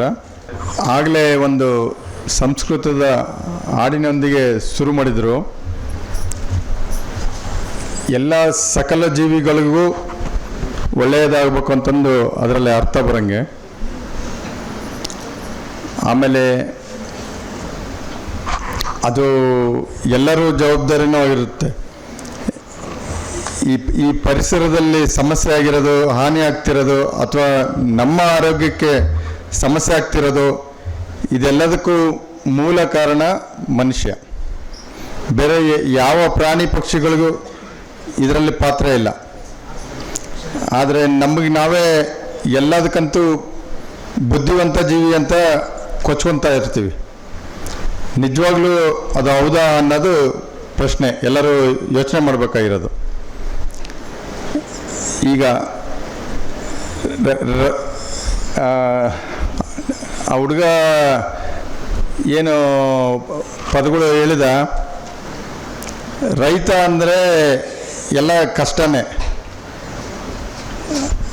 ಆದರೆ ರೈತ ಕೂಡ ಎಲ್ಲರಿಗಂತೂ ಸುಖವಾಗಿ ಜೀವನ ಮಾಡ್ಬೋದು ಅನ್ನೋದು ಅನುಭವಪೂರ್ವಕವಾಗಿ ನಾನು ಕಂಡುಕೊಂಡಿದ್ದೀನಿ, ನಾನು ಮಾಡ್ತಾಯಿದ್ದೀನಿ. ವಾತಾವರಣದಲ್ಲಿ ಏರುಪೇರಾದರೂ ಕೂಡ ಅದಕ್ಕೂ ಕೂಡ ಉಪಾಯ ಇದೆ. ಆ ಕಷ್ಟನೂ ನಾವು ಎದುರಿಸಿ ಈಗ ನಮ್ಮ ಉಮ್ಮಣ್ಣವರು ಹೇಳ್ದಂಗೆ ನಷ್ಟ ಅನುಭವಿಸೋ ಅವಶ್ಯಕತೆ ಇಲ್ದಂಗೆ ಮಾಡಲಿಕ್ಕೆ ಉಪಾಯಗಳಿದ್ದಾವೆ. ಆಮೇಲೆ ಅದು ಬಿಟ್ಟರೆ ಇನ್ನು ರೈತರಿಗೆ ಮುಖ್ಯವಾಗಿ ಇರೋದು ಮಾರ್ಕೆಟ್ ರೇಟ್, ಪ್ರೈಸ್. ಎಲ್ಲ ಬೆಳೆಗಳು ಈಗ ಉತ್ಪಾದಕರು ಯಾರು ಇರ್ತಾರೆ ಎಲ್ಲರೂ ಅವರು MRP ಅವರು ಡಿಸೈಡ್ ಮಾಡ್ತಾರೆ. ನಾನು ಉತ್ಪಾದನೆ ಮಾಡಿರೋ ಉತ್ಪನ್ನಕ್ಕೆ ಇಷ್ಟಂತಂದು ನಿಗದಿ ಮಾಡ್ತಾರೆ. ಆದರೆ ನಮ್ಮ ರೈತರಿಗೆ ಅದು ಅವಕಾಶ ಇಲ್ಲ. ಅದು ಒಂದು ದೊಡ್ಡ ಸವಾಲು, ದೊಡ್ಡ ಸಮಸ್ಯೆ ಅವನು ಹೇಳಿದಂಗೆ ರೈತರಿಗೆ. ಭಾಳ ಕಷ್ಟ. ಆ ವಿಚಾರದಲ್ಲೂ ಕೂಡ ನಮ್ಮ ಕೈಯಲ್ಲಿ ನಾನು ಕೆಲಸ ಮಾಡಿ ನಮ್ಮ ಉತ್ಪನ್ನಗಳಿಗೆ ನಾನೇ ರೇಟ್ಗಳನ್ನ ನಿಗದಿ ಮಾಡ್ತಾ ಇದ್ದೀನಿ. ಅದು ಯಾಕೆ ಸಾಧ್ಯ ಆಯ್ತಂದರೆ ನಾನು ಯಾವುದೇ ಮಧ್ಯವರ್ತಿಗಳು ಇಲ್ದಂಗೆ ನೇರವಾಗಿ ಗ್ರಾಹಕರಿಗೆ ತಲುಪ್ತಾ ಇದ್ದೀನಿ. ಅದರಿಂದ ನಾನು ರೇಟ್ ಫಿಕ್ಸ್ ಮಾಡಿದ್ರೆ ಆ ರೇಟ್ಗೆ ಗ್ರಾಹಕರು ತಗೊತಾ ಇದ್ದಾರೆ. ಈ ವಾತಾವರಣದಲ್ಲಿ ಏರ್ಪೇರು, ಮಾರ್ಕೆಟ್ ರೇಟು ಇವೆರಡೂ ರೈತರ ಕೈಗೆ ಬಂದರೆ ಇನ್ನು ಉಳಿದಿರೋದು ಕಷ್ಟ ಎಲ್ಲ ಲೆಕ್ಕನೇ ಇಲ್ಲ. ಹೆಂಗಾದರೂ ಏನಾದರೂ ಮಾಡಿ ಎದುರಿಸಿ ಮುಂದಕ್ಕೆ ಬರಲಿಕ್ಕೆ ಅವ್ರ ಸ್ವಂತ ಕೈಯಲ್ಲಿದೆ. ಇವೆರಡೂ ಕೂಡ ಎದುರಿಸಿ ಮುಂದೆ ಬರಲಿಕ್ಕೆ ಅವಕಾಶ ಇದೆ. ಇದನ್ನು ನನಗೆ ಆಗಲಿಂದ ಈಗ ಸಮಾಜದಲ್ಲಿ ಎಲ್ಲದರಲ್ಲೂ ರೈತ ಅಂದರೆ ಭಾಳ ಕಷ್ಟ, ರೈತಾಪಿ ಕೆಲಸ ಮಾಡೋದಂದರೆ ಭಾಳ ಕಷ್ಟ. ರೈತರ ಕುಟುಂಬದವರು ಯಾರು ಅವ್ರ ಮಕ್ಕಳಿಗೆ ರೈತರಾಗಿ ಮುಂದುವರಿ ಅಂತಂದು ಯಾರೂ ಪ್ರೋತ್ಸಾಹಿಸೋದಿಲ್ಲ. ಇದೆಲ್ಲ ಯಾಕೆ ಬಂದಿದೆ ಅಂತಂದರೆ ಅವರು ಅನುಸರಿಸಿದ ಪದ್ಧತಿಗಳಲ್ಲಿ ತಪ್ಪಿದೆ. ಅದು ಒಂದೇ ಬಿಟ್ಟರೆ ನಿಜವಾಗ್ಲೂ ರೈತಾಪಿ ಕೆಲಸದಲ್ಲಿ ಆ ಥರ ಕಷ್ಟ ಅನ್ನೋದಿಲ್ಲ. ಇವತ್ತು ಇದು ಬಿಟ್ಟು ಬೇರೆ ಮಾರ್ಗದಲ್ಲಿರೋರೆಲ್ಲರೂ ಒದ್ದಾಡಿ ಜೀವನ ಮಾಡಕತ್ತೀವಿ. ಯಾರು ದುಡ್ಡಿಂದ ಬಿದ್ದಿದ್ದೀವಿ, ಯಾರು ಸಿಟಿ ಸೇರಿದ್ದೀವಿ, ಯಾರು ಮೆಕ್ಯಾನಿಕಲ್ ಲೈಫ್ ಮಿಷಿನ್ ಥರ ಓಡ್ತಾ ಇದೆ ಜೀವನ. ನಿಜವಾಗ್ಲೂ ಒದ್ದಾಡಿ ಜೀವನ ಮಾಡ್ತಿರೋರು ಇನ್ನು ಉಳಿದಿರೋ ರಂಗದಲ್ಲಿರೋರು ಮಾತ್ರ. ಪ್ರಕೃತಿಗೆ ಹೊಂದಿಕೊಂಡು ಹತ್ತಿರವಾಗಿ ಜೀವನ ಮಾಡಲಿಕ್ಕೆ ಅವಕಾಶ ಇರೋದು ನಿಮಗೆ ಯಾವುದು ಅಂತಂದರೆ ಕೃಷಿ ಒಂದೇ, ರೈತರಾಗಿರೋದು ಒಂದೇ ಮಾರ್ಗ. ಇದರಲ್ಲಿ ಸುಖ, ಸಂತೋಷ, ಆನಂದ, ನೆಮ್ಮದಿ ಎಲ್ಲವೂ ಕಂಡುಕೊಂಡು ಮಾಡಲಿಕ್ಕೆ ಸಾಧ್ಯತೆ ಇದೆ ಅನ್ನೋದು ನಾನು ಮಾಡಿದ್ದೀನಿ. ನಂತರ ಇನ್ನೊಂದಿಷ್ಟು ನಮ್ಮ ಶಿಷ್ಯರು ಅನ್ಬೋದು ಅಥವಾ ನಮ್ಮ ಅನುಯಾಯಿಗಳು ಅನ್ಬೋದು, ನಮ್ಮ ಬಳಗ ಬೆಳೀತಾ ಇದೆ. ಬರೀ ಕರ್ನಾಟಕ ಅಲ್ಲ, ಬೇರೆ ರಾಜ್ಯಗಳು, ಬೇರೆ ದೇಶಗಳಲ್ಲೂ ಕೂಡ ಇದ್ದಾರೆ. ಎಲ್ಲರೂ ನಮ್ಮಲ್ಲಿ ಬಂದು ಅದನ್ನು ಇನ್ಸ್ಪೈರ್ ಆಗಿ ಕಲಿತು ಈ ದಾರಿ ಹಿಡಿದಿರೋರು ಅನೇಕ ಜನ ಇದ್ದಾರೆ. ಈಗ ಇಲ್ಲೇ ಉದಾಹರಣೆಗೆ ನಮ್ಮ ಬಳಗದವರು ಒಂದು ಮೂವರು ವ್ಯಕ್ತಿಗಳು ನಮ್ಮ ಸ್ಟಾಲ್ನಲ್ಲಿದ್ದಾರೆ. ಅವರು ಬೇರೆ ಬೇರೆ ಭಾಗದಿಂದ ಬಂದಿರೋರು, ಒಂದೇ ಊರಲ್ಲ. ಸ್ಟಾಲ್ ನಂಬರ್ 16 ಐಕಾಂತಿಕ ಅಂತಂದು ನಮ್ಮ ಜಮೀನಿನ ಹೆಸರು. ಆ ಸ್ಟಾಲ್ನಲ್ಲಿ ಹೋದರೆ ನೀವು ಮಾತಾಡಿಸ್ಬೋದು, ಅವ್ರ ಅನುಭವವನ್ನು ತಿಳ್ಕೊಬೋದು. ಇದು ಒಂದು ಸ್ಪಷ್ಟನೆ ಕೊಟ್ಟು ಇವತ್ತಿನ ವಿಚಾರ ಮಂಡನೆ ಈಗ ಶುರು ಮಾಡ್ತಿದ್ದೀನಿ. ಯಾಕಂದರೆ ಇಷ್ಟೊತ್ತು ನಾವು ಕೇಳಿರೋವೆಲ್ಲ ನನಗೆ ಭಾಳ ಬೇಜಾರಾಗುತ್ತೆ. ಆ ಥರ ರೈತರ ಬಗ್ಗೆ ಕೀಳಿರ ಮಾತಾಡಿದ್ರೆ. ಮತ್ತು ಇನ್ನೊಂದು ಎಲ್ಲೋ ಮಾಧ್ಯಮದಲ್ಲಿ ಬಂತು, ರೈತರಿಗೆ ಹೆಣ್ಣು ಕೊಡಲ್ಲ ಅಂತ. ಒಂದ್ಸಲ ಮಾಧ್ಯಮದಲ್ಲಿ ಬಂದಿರೋದು ಅದನ್ನು ಬ್ಲೋ ಅಪ್ ಮಾಡಿ ಇವತ್ತಿಗೂ ಎಲ್ಲರೂ ಅದನ್ನೇ ಮಾತಾಡ್ತಿದ್ದೀವಿ, ಅದನ್ನೇ ನಿಜ ಅಂತ ಕೂಡ ನಂಬಿದ್ದೀವಿ. ಆದರೆ ವಾಸ್ತವ ಹಂಗಿಲ್ಲ. ಡಾಕ್ಟರ್ ಓದಿರೋರಿಗೂ ಹೆಣ್ಣು ಸಿಗದೆ ಮದುವೆ ಆಗಿಲ್ಲದವರು ಇದ್ದಾರೆ. ಸಾಫ್ಟ್ವೇರ್ ಇಂಜಿನಿಯರ್ಗಳಿದ್ದಾರೆ ಉಮ್ಮಣ್ಣ. ಸಾಫ್ಟ್ವೇರ್ ಇಂಜಿನಿಯರ್ಗಳಿಗೂ ಇವತ್ತಿಗೂ ಮದುವೆ ಒದ್ದಾಡಿ ಸಮಸ್ಯೆ ಇವತ್ತಿಗೂ ಇದೆ. ಎಲ್ಲ ರಂಗದಲ್ಲೂ ಇದೆ. ಇಲ್ಲಿ ವ್ಯತ್ಯಾಸ ಏನಂತಂದರೆ ಆ ವಿಚಾರಗಳು ಎಲ್ಲೂ ಮೀಡಿಯಾದಲ್ಲಿ ಇಲ್ಲಿ ಮಟ್ಟಕ್ಕೆ ಬಂದಿಲ್ಲ ಅಷ್ಟೇ. ಆದರೆ ವಾಸ್ತವದಲ್ಲಿ ಅದಕ್ಕೆ ಸಮಸ್ಯೆಗೆ ಏನು ಅಂತಂದರೆ ಕಾರಣ, ಗಂಡಿಗಂತೂ ಹೆಣ್ಣಿನ ಪಾಪ್ಯುಲೇಷನ್ ಸಂಖ್ಯೆಯಲ್ಲಿ ಕಡಿಮೆ ಪ್ರಮಾಣ ಇದೆ. ಆ ರೇಷೋಯಿಂದ ಸಮಸ್ಯೆ ಆಗಿರೋದು. ಅದು ವೃತ್ತಿಯಿಂದ ಅಲ್ಲ ಅಥವಾ ಒಂದು ವರ್ಗಕ್ಕೆ ಸೀಮಿತ ಅಲ್ಲ, ಇದು ವಾಸ್ತವ. ಇದೊಂದು ಇವೆಲ್ಲ ಸ್ಪಷ್ಟನೆ ಕೊಟ್ಟು ಈಗ ನಾನು ಮುಖ್ಯವಾಗಿ ನಮ್ಮ ಆಹಾರದ ಬಗ್ಗೆ ನಾನು ಇವತ್ತು ಮಾತಾಡಲಿಕ್ಕೆ ಇಷ್ಟಪಡ್ತೀನಿ. ಈಗ ನೀವೆಲ್ಲ ವೈದ್ಯ ವೃತ್ತಿಯವರು, ನಿಮ್ಮ ಟ್ರೀಟ್ಮೆಂಟು ನಿಮ್ಮ ಪೇಷಂಟ್ಸ್ಗೆ ಏನು ನೀವು ಕೊಡ್ತೀರಲ್ಲ ಅದು ಪರಿಪೂರ್ಣ ಆಗೋದಿಲ್ಲ. ಅದು ಪರಿಪೂರ್ಣ ಆಗಬೇಕಂದ್ರೆ ನಿಮ್ಮ ಟ್ರೀಟ್ಮೆಂಟ್ ಜೊತೆಗೆ ಪೇಷಂಟ್ಗಳಿಗೆ ನಿಜವಾದ ಆಹಾರ ಸಿಗಬೇಕು. ನಿಜವಾದ ಆಹಾರ ಅಷ್ಟೇ ಅಲ್ಲ, ಔಷಧಿ ಗುಣಗಳಿರೋಂಥವು ಪದಾರ್ಥಗಳು ಕೂಡ ಅವು ನಿಜವಾದ ಆಗಿರೋದ್ರೆ, ಯಾವ ವಿಷಮಯ ಆಗಲಿಲ್ಲದಂಗೆ, ಅಡಲ್ಟ್ರೇಷನ್ ಕಲಬೆರಕೆ ಆಗಲಿಲ್ಲದಂಗೆ ಇದ್ದರೆ ಮಾತ್ರ ಸಾಧ್ಯ. ಆವಾಗ ನಿಮ್ಮ ಟ್ರೀಟ್ಮೆಂಟ್ ಎಫೆಕ್ಟಿವ್ ಆಗಿರುತ್ತೆ. ಇದನ್ನು ದೃಷ್ಟಿಯಲ್ಲಿ ಇಟ್ಕೊಂಡು ಇವತ್ತು ನಾನು ನನ್ನ ವಿಚಾರವನ್ನು ಮಂಡನೆ ಮಾಡ್ತಾ ಇದ್ದೀನಿ.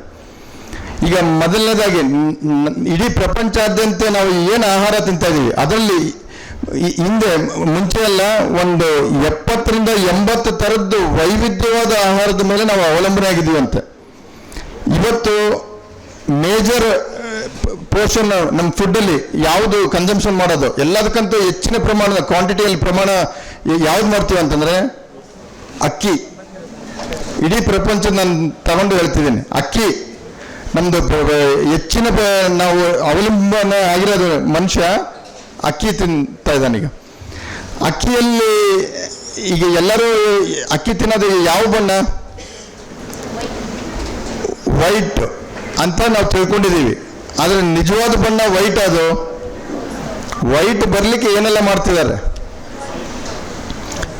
ಕೆಲವೇ ವರ್ಷದಿಂದ ರೈಸ್ ಮಿಲ್ಗಳು ಶುರು ಆಗೋಕ್ಕೆ ಮುಂಚೆ ಎಲ್ಲರೂ ಅಕ್ಕಿ ಒಂದೇ ಬಣ್ಣ ಇತ್ತು, ಕಂದು ಬಣ್ಣ, ಬ್ರೌನ್ ರೈಸ್. ಅದು ಬಿಟ್ಟು ಬೇರೆ ಅಕ್ಕಿ ಅದೇ ಮೇನ್ ಕಲರ್ ಇದ್ದಿದ್ದು. ಈಗ ರೈಸ್ ಮಿಲ್ ಟೆಕ್ನಾಲಜಿ ಮುಂದುವರೆದಂಗೆಲ್ಲ ಪಾಲಿಶ್ ರೈಸ್, ಸಿಂಗಲ್ ಪಾಲಿಶ್ ಬಂತು. ಆಮೇಲೆ ಇನ್ನೂ ಮುಂದುವರೆದಂಗೆಲ್ಲ ಡಬಲ್ ಪಾಲಿಶ್ ರೈಸ್ ಬಂತು.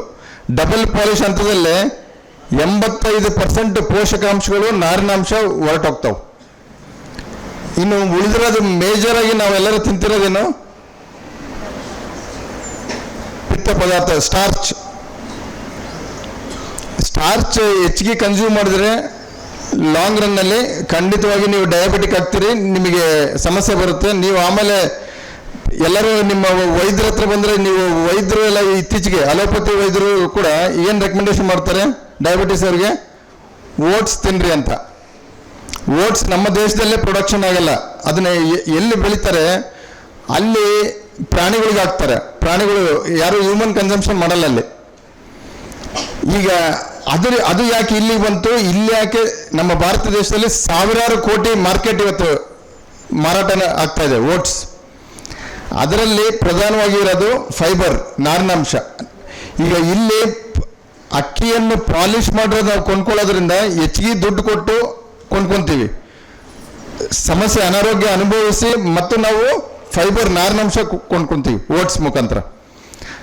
ನಾವು ಇದರಲ್ಲಿ ನಮ್ಮ ಬುದ್ಧಿವಂತಿಕೆ ಅನ್ನೋದು ಇದೇನಾ ಇಲ್ಲ ಅನ್ನೋದು ಎಲ್ಲರೂ ಪ್ರಶ್ನೆ ಮಾಡ್ಕೊಳ್ರಿ. ಇದು ಈಗ ನಾವು ಈಗ ಅದರ ಮೇಲೆ ಇನ್ನೂ ಸಿಲ್ಕಿ ಪಾಲಿಶ್ ಅಂತ ಮಾಡ್ತಾರೆ, 3ನೇ ಪಾಲಿಶ್ ಬಂದಿದೆ ಈಗ ಮಿಲ್ಲಿಂಗ್ ಟೆಕ್ನಾಲಜಿ ಇನ್ನೂ ಮುಂದೆ ಹೋದಂಗೆ. ಅಂದರೆ ಇನ್ನೂ ಏನಾದರೂ ಅಲ್ಪ ಸ್ವಲ್ಪ ಉಳಿದ್ರೆ ಅದು ಕೂಡ ಉಳಿರ್ತತೆ. ಇನ್ನು ಎಲ್ಲ ಬಿಳದೆ ಬ್ರಿಟಿಷರು ಬಿಟ್ಟೋಗಿರೋದು ಇವತ್ತಿಗೂ ನಾವು ಮುಂದುವರಿಸ್ತಾ ಇದ್ದೀವಿ. ಬಿಳಿದೆ ಶ್ರೇಷ್ಠ, ಯಾರು ವೈಟ್ ಸ್ಕಿನ್ ಇರ್ತಾರೋ ಅವರೇ ಶ್ರೇಷ್ಠವಾದವರು ಅಂತ. ವಾಸ್ತವ ಏನಂದರೆ ನಮ್ಮದು ಟ್ರಾಪಿಕಲ್ ಕಂಟ್ರಿ, ಈ ಬಿಸಿಲಿನ ತಾಪಮಾನಕ್ಕೆಲ್ಲ ನಾವು ವೈಟಾಗಿ ಇದ್ದರೆ ರೋಗ ಲಕ್ಷಣ. ಇವತ್ತು ಹೋಗಿ ಚೆಕ್ ಮಾಡಿಸ್ಕೊಳ್ರಿ, ನೀವು ಅನುಮಾನ ಇದ್ದರೆ ಯಾರು ಭಾಳ ವೈಟ್ ಇದ್ದೀರೋ ಖಂಡಿತವಾಗಿ vitamin D deficiency, calcium deficiency ಅಂತಂದು ನಿಮಗೆ ರಿಸಲ್ಟ್ ಹೇಳ್ತಾರೆ. AC ಮನೆ, AC ಗಾಡಿ, AC ಆಫೀಸ್, ಆ ವೈಟ್ನೆಸ್ ಸಲುವಾಗಿ ಇಷ್ಟೆಲ್ಲ ಮೇಂಟೈನ್ ಮಾಡ್ತೀವಿ. ಭಾಳ ಸೂಕ್ಷ್ಮ, ಡೆಲಿಕೇಟ್ ಆಗಿಬಿಟ್ಟು ರೋಗ ನಿರೋಧಕ ಶಕ್ತಿ ವಿಚಾರದಲ್ಲೂ ಭಾಳ ಡೆಲಿಕೇಟ್ ಇರ್ತೀವಿ. ಒಂಥರ ಶೋಕೇಶ್ ಗೊಂಬೆ ಥರ ಬೆಳೆದು ಎಲ್ಲ ರೋಗಗಳು ಬರಲಿಕ್ಕೆ ಅವಕಾಶ. ಇದು ನಾವು ತಿಳ್ಕೊಳ್ರಿ. ಹಂಗಾಗಿ ನಾವು ಈ ಬಿಳೆದು ಅನ್ನೋದು ಬಿಟ್ಟು ಇನ್ನೂ ಸ್ವಲ್ಪ ದೂರ ಬರಬೇಕು. ಅದು ಬ್ರಿಟಿಷರು ಬಿಟ್ಟು ಹೋಗಿ ಆಗಲೇ ಭಾಳ ವರ್ಷ ಆದರೂ ಆ ಬಿಳೆದನ್ನು ನಾವು ಅಂಟ್ಕೊಂಡು ಇನ್ನೂ ಇವತ್ತು ಜೊತೆ ಬಿದ್ದೀವಿ. ಈ ಥರ ಬಿಳೆದ್ರಲ್ಲಿ ಎರಡನೇದು ಮೈದಾ ಇಲ್ಲದ್ದು ಆಹಾರ. ಎಷ್ಟು ಜನ ಮೈದಾನೇ ತಿನ್ನಲಿಲ್ಲವ್ರು ಯಾರಾದರೂ ಒಬ್ಬರಾದ್ರೂ ಇದ್ರೆ ಕೈ ಎತ್ತರಿ. ಒಂದು ಕೈ ಮೇಲೆ ಬರ್ತಿಲ್ಲ. ಮೈದಾ ಅನಾರೋಗ್ಯ. ಮೈದಾ ಎಲ್ಲ ಇತ್ತೀಚೆಗೆ ಫ್ಯಾಕ್ಟ್ರಿಗಳು, ಫ್ಲೋರ್ ಮಿಲ್ಗಳು ಇವೆಲ್ಲ ಬಂದ ಮೇಲೆ ಶುರುವಾಗಿರೋದು. ಅದ್ರ ಮುಂಚೆ ಮೈದಾ ಅನ್ನೋದೇ ಇರಲಿಲ್ಲ. ಅದ್ರ ಮುಂಚೆ ಎಲ್ಲ ಅಡುಗೆಗಳು ಮಾಡ್ತಿರ್ಲಿಲ್ವಾ? ಮುಂಚೆನೂ ಎಲ್ಲ ಇದ್ದು ಗೋಧಿ ಹಿಟ್ಟು, ಈ ಥರ ಬೇರೆ ಬೇರೆ ಹಿಟ್ಟುಗಳನ್ನು ಉಪಯೋಗಿಸ್ಕೊಂಡು ಮಾಡಲಿಕ್ಕೆ ಅವಕಾಶ ಇದೆ. ಆಮೇಲೆ ಅಕ್ಕಿ ಒಂದು ಬಣ್ಣ ಬಿಳೆದಂತಂದು ಇವತ್ತೇನು ಕುಂತಿರಲ್ಲ, ನಮ್ಮ ಪಾರಂಪರಿಕ ಅಕ್ಕಿ ತಳಿಗಳಲ್ಲಿ ಕಂದು ಬಣ್ಣ ಬ್ರೌನ್ ರೈಸ್ ಇದ್ದಾವೆ, ರೆಡ್ ರೈಸ್ ಕೆಂಪಕ್ಕಿ ಇದೆ, ಬ್ಲ್ಯಾಕ್ ರೈಸ್ ಇದೆ, ಕಪ್ಪು ಬಣ್ಣದ ಅಕ್ಕಿ, ವಿಶೇಷವಾದ್ದು ಅಪರೂಪವಾದ ತಳಿಗಳು. ಹಿಂದೆಲ್ಲ ರಾಜಮನೆತನದವರು ಸಾಮಾನ್ಯ ಜನ ಅವನು ತಿನ್ನಬಾರ್ದು ಅಂತಂದು ನಿಷೇಧ ಇಟ್ಟಿದ್ರು. ಯಾಕಂದರೆ ಅದರಲ್ಲಿ ವಿಶೇಷವಾದ ಒಳ್ಳೆ ಗುಣಗಳು ಇರೋದ್ರಿಂದ ಅವ್ರಿಗೆ ಮಾತ್ರ ಇರ್ಬೇಕಂತ. ಅದಕ್ಕೆ ಇನ್ನೊಂದು ಹೆಸರು ಬ್ಲ್ಯಾಕ್ ರೈಸ್ಗೆ ಫಾರ್ಬಿಡನ್ ರೈಸ್ ಅಂತಲೂ ಕರೀತಾರೆ. ಅಷ್ಟು ವಿಶೇಷವಾದ ಪಾರಂಪರಿಕ ಅಕ್ಕಿ ತಳಿಗಳಲ್ಲಿ, ಭತ್ತ ತಳಿಗಳಲ್ಲಿ ಒಂದೊಂದು ತಳಿಗೂ ಒಂದು ವಿಶೇಷತೆ ಇದೆ. ಅದರದ್ದೇ ಸ್ಪೆಷಾಲಿಟಿ, ಅದೇ ಪೋಷಕಾಂಶಗಳು ಬೇರೆ ಬೇರೆ ಇರ್ತವೆ. ಬೇರೆ ಬೇರೆ ಆರೋಗ್ಯ ಸಮಸ್ಯೆಗಳಿಗೆ ಪರಿಷ್ಕಾರ ಕೂಡ ಅದು. ಇಷ್ಟು ಅನುಕೂಲತೆ ಎಲ್ಲ ಪಾರಂಪರಿಕ ತಳಿಗಳಲ್ಲಿ ಮಾತ್ರ ಲಭ್ಯತೆ ಇದೆ, ಈ ಹೊಸ ತಳಿಗಳಲ್ಲಿ ಇಲ್ಲ. ಇದು ಅಕ್ಕಿಗೆ ಸಂಬಂಧಪಟ್ಟಿರೋದು. ಈಗ ನೀವು ಇಲ್ಲಿ ಅಲ್ಲಿ ಒಬ್ಬ ನಿಮ್ಮ ಸ್ಟೂಡೆಂಟ್ ಸ್ಟಾಲಲ್ಲಿ ಇವೆಲ್ಲವೂ ಮಿಕ್ಸ್ ಮಾಡಿರೋ ಹಾಕಿರೋವು ಮಿಲೆಟ್ಸು, ಬ್ಲ್ಯಾಕ್ ರೈಸು ಎಲ್ಲ ಹಾಕಿರೋದೊಂದು ಸ್ಟಾಲ್ ನೋಡಿದ್ದೆ, ಭಾಳ ಖುಷಿ ಆಯಿತು. ಈಗ ನಮ್ಮ ಸ್ಟಾಲಲ್ಲಿ ಇದು ಮಾರಾಟಕ್ಕೆ ಲಭ್ಯತೆ ಇದೆ. ನಾವು ಬೆಳೆದಿದ್ದೀವಿ, ಮಾರ್ತಿದ್ದೀವಿ. ಅದರಲ್ಲಿ ಬ್ಲ್ಯಾಕ್ ರೈಸಲ್ಲಿ ನೀವು ಪಾಯಸ ಮಾಡಿ ಊಟ ಮಾಡಿದರೆ ಅದಕ್ಕಂತೂ ಶ್ರೇಷ್ಠವಾದ ಪಾಯಸ, ರುಚಿಯಾದ ಪಾಯಸ ನೀವು ಎಂದೂ ತಿಂದಿರ್ಲಿಕ್ಕಿಲ್ಲ ಜೀವನದಲ್ಲಿ. ಅಷ್ಟು ಚೆನ್ನಾಗಿರುತ್ತೆ ಪಾಯಸ, ಶ್ರೇಷ್ಠವಾದ ಪಾಯಸ ಆಗುತ್ತೆ ಅದು. ಯಾಕಂದರೆ ಅದು ಸೆಂಟೆಡ್ ರೈಸ್ ಹೌದು, ಮೆಡಿಸಿನಲ್ ವ್ಯಾಲ್ಯೂ ಇರೋ ರೈಸ್ ಹೌದು. ಇನ್ನು ಈ ಥರ ಎಲ್ಲ ಬದಲಾವಣೆಗಳು ಮಾಡಿಕೊಂಡ್ರೆ ನೀವು ಅನುಕೂಲ ಆಗುತ್ತೆ. ಇನ್ನು ಆಹಾರ ಅಡುಗೆ ಯಾವುದ್ರಲ್ಲಿ ಮಾಡಿದ್ರೆ ಶ್ರೇಷ್ಠ? ಪಾತ್ರೆಗಳು. ನಾನ್ ಸ್ಟಿಕ್ ಪ್ಯಾನ್ ಇಲ್ಲದವ್ರ ಮನೆ ಎಷ್ಟು ಮನೆಗಳಿದಾವೆ? ಯಾರಾದರೂ ಇದ್ರೆ ಕೈ ಎತ್ತರಿ. ನಾನ್ ಸ್ಟಿಕ್ ಪ್ಯಾನ್ ಒಂದು 2 ಕೈ ಬಂದಿದ್ದಾವೆ ಇಷ್ಟು ಜನದಲ್ಲಿ. Non stick pan Teflon coated. Teflon ಅಂತಂದ್ರೆ ಇವತ್ತು ರಾಸಾಯನಿಕಗಳಲ್ಲಿ ಹೊಸದೊಂದು ವರ್ಗನೇ ಬಂದಿದೆ, ಗ್ರೂಪ್. ಫಾರ್ ಎವರ್ ಕೆಮಿಕಲ್ಸ್ ಅಂತ ಕರೀತಾರೆ. ಫಾರ್ ಎವರ್ ಕೆಮಿಕಲ್ಸ್ ಅಂತಂದು ಒಂದು ಹೊಸ ಟರ್ಮಿನಾಲಜಿ ಶುರುವಾಗಿದೆ. ಈ ಹೊಸ ಥರದ್ದು ರಾಸಾಯನಿಕಗಳು ಕೆಮಿಕಲ್ಸಿಂದ. ಫಾರ್ ಎವರ್ ಕೆಮಿಕಲ್ಸ್ ಅಂತಂದರೆ ಏನು ಅದರ ಅರ್ಥ? ಆ ಕೆಮಿಕಲ್ಸು ಏನೋ ಆಕಸ್ಮಿಕವಾಗಿ ಲ್ಯಾಬಲ್ಲಿ ಯಾವುದೋ ರಿಸರ್ಚ್ ಮಾಡೋಕ್ಕೆ ಹೋಗಿ ಅದು ಹಿಂಗೆ ಭೂಮಿ ಮೇಲೆ, ಮಣ್ಣಿನ ಮೇಲೆ ಚೆಲ್ಬಿಟ್ರೆ ಅಲ್ಲಿ ಅದು ಸುಟ್ಟರೂ ಹೋಗಲಿಲ್ಲ, ಬಿಸಿಲಿನ ತಾಪಮಾನ ಟೆಂಪ್ರೇಚರ್ಗೂ ಹೋಗಲಿಲ್ಲ, ನೀರು ಹಾಕಿ ತೊಳೆದ್ರೂ ಕೂಡ ಅದು ಹೋಗಲಿಲ್ಲ. ಅಂದರೆ ನಾವು ಏನು ಮಾಡಿದರೂ ಕೂಡ ಆ ಕೆಮಿಕಲ್ಸ್ ಈ ಭೂಮಿ ಮೇಲಿಂದ ಹೋಗ್ಲಿಕ್ಕೆ ಸಾಧ್ಯನೇ ಇಲ್ಲ. ಆ ಥರದ್ದು ಕೆಮಿಕಲ್ಸ್ನ ಫಾರ್ ಎವರ್ ಕೆಮಿಕಲ್ಸ್ ಅಂತ ಕರೀತಾರೆ. ಅದರಲ್ಲಿ ಒಂದು ಉದಾಹರಣೆ, ನಿಮ್ಮ ನಾನ್ ಸ್ಟಿಕ್ ಪ್ಯಾನಿಗೆ ಒಂದು ಲೇಯರ್ ಟೆಫ್ಲಾನ್ ಕೋಟೆಡ್ ಇರುತ್ತೆ. ನಾವು ನಮ್ಮ ದೋಸೆಗಳು ಅಥವಾ ಇನ್ನೊಂದು ಅದರಲ್ಲಿ ಏನು ಹಾಕ್ತೀವಿ ಅದು ಸ್ಟಿಕ್ ಆಗಲಿಲ್ಲದಂಗೆ ಇರಲಿಕ್ಕೆ ಆ ಕನ್ವೀನಿಯನ್ಸ್ ಸಲುವಾಗಿ ಅದನ್ನು ಉಪಯೋಗಿಸ್ತಿದ್ದೀವಿ. ಆದರೆ ಅದು ಭಾಳ ಡೇಂಜರಸ್ ಕೆಮಿಕಲ್ಸ್. ಆ ಕೆಮಿಕಲ್ಸ್ ಬೇರೆ ಬೇರೆ ರೂಪದಲ್ಲಿ ನಮ್ಮ ಜೀವನನ ಆವರಿಸ್ಕೊಂಡ್ಬಿಟ್ಟಿದ್ದಾವೆ. ಈ ಥರದ್ದು ಸುಮಾರು ಉತ್ಪನ್ನಗಳೆಲ್ಲ ಇದ್ದಾವೆ. ಈಗ ನಾನ್ ಸ್ಟಿಕ್ ಪ್ಯಾನು ಅಥವಾ ಈ ಥರದ್ದು ಕುಕ್ವೇರ್, ಅಲ್ಯೂಮಿನಿಯಂ ಕುಕ್ವೇರ್ ಕೂಡ ಒಳ್ಳೆಯದಲ್ಲ. ಈ ಥರದ್ದು ಇದಕ್ಕೆ ಆಲ್ಟರ್ನೇಟಿವ್ ಆಗಿ ಒಳ್ಳೆಯವು ಯಾವುದು ಅಂತಂದರೆ, ಎಲ್ಲದಕ್ಕಂತ ಶ್ರೇಷ್ಠವಾದ್ದು ಮಣ್ಣಿನ ಪಾತ್ರೆ ವೆಸಲ್ಸಲ್ಲಿ ಇವತ್ತು ನಾವು ಕುಕ್ ಮಾಡ್ಬೋದು. ಕಟ್ಟಿಗೆ ಒಲೆ ಮೇಲೆ ಮಾಡ್ಬೋದು, ಗ್ಯಾಸ್ ಮೇಲೆ ಕೂಡ ಮಾಡಲಿಕ್ಕೆ ಅವಕಾಶ ಇದೆ. ಅದರಲ್ಲಿ ಮಾಡಿರೋ ಅಡುಗೆ ಅಷ್ಟು ರುಚಿ ಬೇರೆ ಯಾವ ಪಾತ್ರೆಯಲ್ಲಿ ಮಾಡಿದ್ರೂ ನಿಮಗೆ ಸಿಗಲ್ಲ. ಅಷ್ಟು ರುಚಿ ಆಗ್ತದೆ. ಯಾವುದು ಫುಡ್ ಆಹಾರ ರುಚಿಯಾಗಿರುತ್ತೋ ಅದರ ಅರ್ಥ ಪೋಷಕಾಂಶಗಳು ಜಾಸ್ತಿ ಇದಾವಂತ. ನ್ಯೂಟ್ರಿಯೆಂಟ್ಸ್ ಜಾಸ್ತಿ ಇದ್ರೆ ಮಾತ್ರ ನಮಗೆ ಒಳ್ಳೆ ಟೇಸ್ಟಾಗಿ ಇರುತ್ತೆ. ಇದು ನ್ಯೂಟ್ರಿಯೆಂಟ್ಸು ಟೇಸ್ಟು ಡೈರೆಕ್ಟ್ ರಿಲೇಟೆಡ್. ಯಾವುದೇ ಫುಡ್ಡು ಯಾವುದೇ ತಿನ್ನಿರಿ ನೀವು, ಯಾವುದು ಟೇಸ್ಟಿಯಾಗಿದೆ ನ್ಯೂಟ್ರಿಯೆಂಟ್ಸು ಜಾಸ್ತಿ ಇದಾವಂತ. ಈಗ ಮಣ್ಣಿನ ಪಾತ್ರೆ ಬಿಟ್ಟರೆ ನಂತರ ಒಳ್ಳೆಯವು ಯಾವುವು ಅಂತಂದರೆ ಹಿತ್ತಾಳಿ ಪಾತ್ರೆ ಮುಂಚೆ ಎಲ್ಲ ಬಳಸ್ತಿದ್ರು, ಅದು ಕೂಡ ಚೆನ್ನಾಗೆ. ಆಮೇಲೆ ಕ್ಯಾಸ್ಟ್ ಐರನ್, ಕನ್ನಡದಲ್ಲಿ ಎರಕ ಅಂತಾರೆ, ಆ ಪ್ಯಾನ್ಗಳೆಲ್ಲ ಉಪಯೋಗಿಸ್ಕೋಬೋದು ನೀವು, ಅದು ಕೂಡ ಆರೋಗ್ಯಕ್ಕೆ ಶ್ರೇಷ್ಠ. ಅದು ಬಿಟ್ಟರೆ ಇನ್ನು ಇತ್ತೀಚಿನ ಸ್ಟೀಲ್ ಪಾತ್ರೆಗಳು, ಅದು ಕೂಡ ಪರವಾಗಿಲ್ಲ. ಈ ಥರದ್ದು ನಾವು ಬದಲಾವಣೆ ಮಾಡ್ಕೋಬೋದು ಅಡುಗೆ ಮಾಡೋದು. ಆಮೇಲೆ ನಮ್ಮಲ್ಲಿ ಈಗ ನಿಮಗೊಂದು ಪ್ರಶ್ನೆ, ಮೈಕ್ರೋವೇವ್ ಓವನ್ ಎಷ್ಟು ಜನದ ಮನೆಯಲ್ಲಿ ಇದೆ? ಮೈಕ್ರೋವೇವ್ ಓವನ್ ಸಂಕೋಚ ಪಡ್ಬೇಡ್ರಿ, ನಾನು ವಿಚಾರ ತಿಳಿಸ್ಲಿಕ್ಕೆ ಮಾತ್ರ ಪ್ರಯತ್ನ ಪಡ್ತಿದ್ದೀನಿ, ಯಾರನ್ನೋ ಕೀಳಿರುಮೆ ಅಥವಾ ನಿಮ್ಮನ್ನು ಬೇರೆ ಮಾಡಲಿಕ್ಕಲ್ಲ. ಮೈಕ್ರೋವೇವ್ ಓವನ್ ಅಥವಾ ನಿಮ್ಮ ಮನೆಯಲ್ಲಿದ್ದರೂ ಮೈಕ್ರೋವೇವ್ ಓವನ್ನಲ್ಲಿ ಮಾಡಿರೋ ಪದಾರ್ಥ ತಿನ್ನಲಿಲ್ಲದವ್ರು ಎಷ್ಟು ಜನ ಇದ್ದಾರೆ? ಮನೆಯಲ್ಲಿ ಇಲ್ದಿದ್ರು ಬೇಕರಿಯಲ್ಲಂತೂ ಮೈಕ್ರೋವೇವ್ ಓವನ್ಸಲ್ಲೇ ನಿಮಗೆ ಪಫ್ ಅವೆಲ್ಲ ಬಿಸಿ ಮಾಡಿಕೊಡೋದು, ಹೌದ್ರ? ಇವೆಲ್ಲ ಕ್ಯಾನ್ಸರ್ ಕಾಸಿಂಗ್ ಫುಡ್. ಮೈಕ್ರೋವೇವ್ ಓವನ್ಸಲ್ಲಿ ನೀವು ಮಾಡಿದರೆ ಆಹಾರ ಕ್ಯಾನ್ಸರ್ ಬರಲಿಕ್ಕೆ ಅವಕಾಶ ಇದೆ. ಅದರ ಬದಲಿಯಾಗಿ ನಾವು ನಾವು ನಮ್ಮ ಮನೆಯಲ್ಲಿ, ನಾನು ಬರೋ ಥಿಯರಿ ಹೇಳಲಿಕ್ಕೆ ಬರಲಿಲ್ಲ, ನಾವು ಏನು ಪ್ರಾಕ್ಟೀಸ್ ಮಾಡ್ತಿದ್ದೀವೋ ಅದನ್ನೇ ಉದಾಹರಣೆ ಇಟ್ಕೊಂಡು ನಿಮ್ಗೆ ಹೇಳ್ತಾ ಇದ್ದೀನಿ. ನಮ್ಮಲ್ಲಿ ಕಾಬ್ ಓವನ್ ಇದೆ. ಕಾಬ್ ಅಂದರೆ ಮಣ್ಣಿನಿಂದ ಮಾಡಿರೋದು. ಮಣ್ಣಿನಿಂದ ಏನು ಟ್ರೆಡಿಷ್ನಲ್ ಆಗಿ ಯುರೋಪಿಯನ್ಸ್ ಎಲ್ಲ ಮಾಡ್ಕೊಂತಿದ್ರು, ಆ ಥರ ನಾವು ಮಣ್ಣಿಂದ ಓವನ್ ಮಾಡ್ಕೊಂಡಿದ್ದೀವಿ. ಅದರಲ್ಲಿ ಎಲ್ಲ ಬೇಕಿಂಗ್ ಪ್ರಾಡಕ್ಟ್ಸು ನಾವು ಕನ್ಸ್ಯೂಮ್ ಮಾಡ್ತಾ ಇದ್ದೀವಿ. ಬಿಸ್ಕೆಟು ತಿಂತೀವಿ, ಕುಕೀಸು ತಿಂತೀವಿ, ಪಿಜ್ಜಾ ತಿಂತೀವಿ, ಕೇಕು ತಿಂತಿದ್ದೀವಿ. ಎಲ್ಲವೂ ನಾವೇ ನಮ್ಮ ಓವನಲ್ಲಿ ಮಾಡಿಕೊಂಡು ನಮ್ಮ ಇಂಗ್ರೀಡಿಯೆಂಟ್ಸಿಂದನೇ ನಾವು ಮಾಡ್ಕೊಂಡು ತಿಂತಾ ಇದ್ದೀವಿ. ಈವನ್ ಚಾಕ್ಲೇಟ್ ಕೂಡ ಮಾಡ್ಕೊತಾ ಇದ್ದೀವಿ.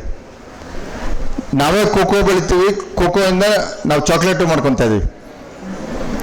ಈ ಥರ ಒಳ್ಳೆ ಇಂಗ್ರೀಡಿಯೆಂಟ್ಸಿಂದ ಎಲ್ಲವೂ ನಾವು ತಿಂತಾ ಇದ್ದೀವಿ, ಯಾವುದೂ ಬಿಟ್ಟಿಲ್ಲ. ನಿಮ್ಮೆಲ್ಲ ಈ ಹೊರಗಡೆ ಸಿಗೋ ಐಟಮ್ಗಳು ನಾವೇನು ತಿಂತೀವಲ್ಲ ಅದಕ್ಕಂತೂ ರುಚಿಯಾಗಿರೋಂಥ ಆಹಾರ ಇವೆಲ್ಲ. ಯಾಕಂದರೆ ಇಂಗ್ರೀಡಿಯೆಂಟ್ಸ್ ನಿಜವಾದ ಇಂಗ್ರೀಡಿಯೆಂಟ್ಸ್ ಮಾತ್ರ ಉಪಯೋಗಿಸೋದ್ರಿಂದ. ನಂತರ ಕುಕಿಂಗ್ ಆಯಿಲ್ಸ್ ಬಗ್ಗೆ ಈಗ ನಿಮಗೆ ಭಾಳ ಮಟ್ಟ ಮೀಡಿಯಾದಲ್ಲಿ ಬಂದಿದೆ, ಎಲ್ಲರಿಗೂ ಗೊತ್ತಿದೆ. ಅದರಿಂದ ಸಮಸ್ಯೆ ಏನಾಗ್ತಿದೆ, ಎಷ್ಟು ಅಡಲ್ಟ್ರೇಷನ್ ಆಗಿದೆ. ಒಂದು ಬ್ರ್ಯಾಂಡ್ ಎಷ್ಟೇ ರೇಟ್ ನೀವು ಕೊಟ್ಟರು ಕೂಡ ಮಾರ್ಕೆಟಲ್ಲಿ ಅಡಲ್ಟ್ರೇಷನ್ ಇಲ್ಲದ್ದು ಕುಕಿಂಗ್ ಆಯಿಲ್ ಸಿಗೋದಿಲ್ಲ, ಅಡುಗೆ ಎಣ್ಣೆ ಲಭ್ಯತೆ ಇಲ್ಲ. ಅದಕ್ಕೆ ಆಲ್ಟರ್ನೇಟಿವ್ ಏನು ಉಪಯೋಗಿಸ್ಬೋದು ಅಂತಂದರೆ ಗಾಣದೆಣ್ಣೆ, ಕೋಲ್ಡ್ ಪ್ರೆಸ್ಡ್ ಆಯಿಲ್ಸ್. ಇಲ್ಲಿ ಕೂಡ ಸ್ಟಾಲ್ ಹಾಕಿದ್ದಾರೆ ಒಬ್ಬರು, ಎತ್ತಿನ ಗಾಣದಿಂದ ಮಾಡಿರೋದು. ಅದು ಎಲ್ಲದಕ್ಕಂತೂ ಬೆಸ್ಟ್. ಅದು ಇಲ್ದಿದ್ರೆ ಈ ಎರಡನೇ ಆಪ್ಷನ್ನು ಮರದ ಗಾಣ, ಅದು ಅವಕಾಶ ಇದೆ. ಎಲ್ಲ ಥರದ ಅಡುಗೆ ಎಣ್ಣೆಗಳು ಅವರು ಉತ್ಪನ್ನ ಮಾಡ್ತಿದ್ದಾರೆ, ಅವರಲ್ಲಿ ಸಿಗ್ತವೆ.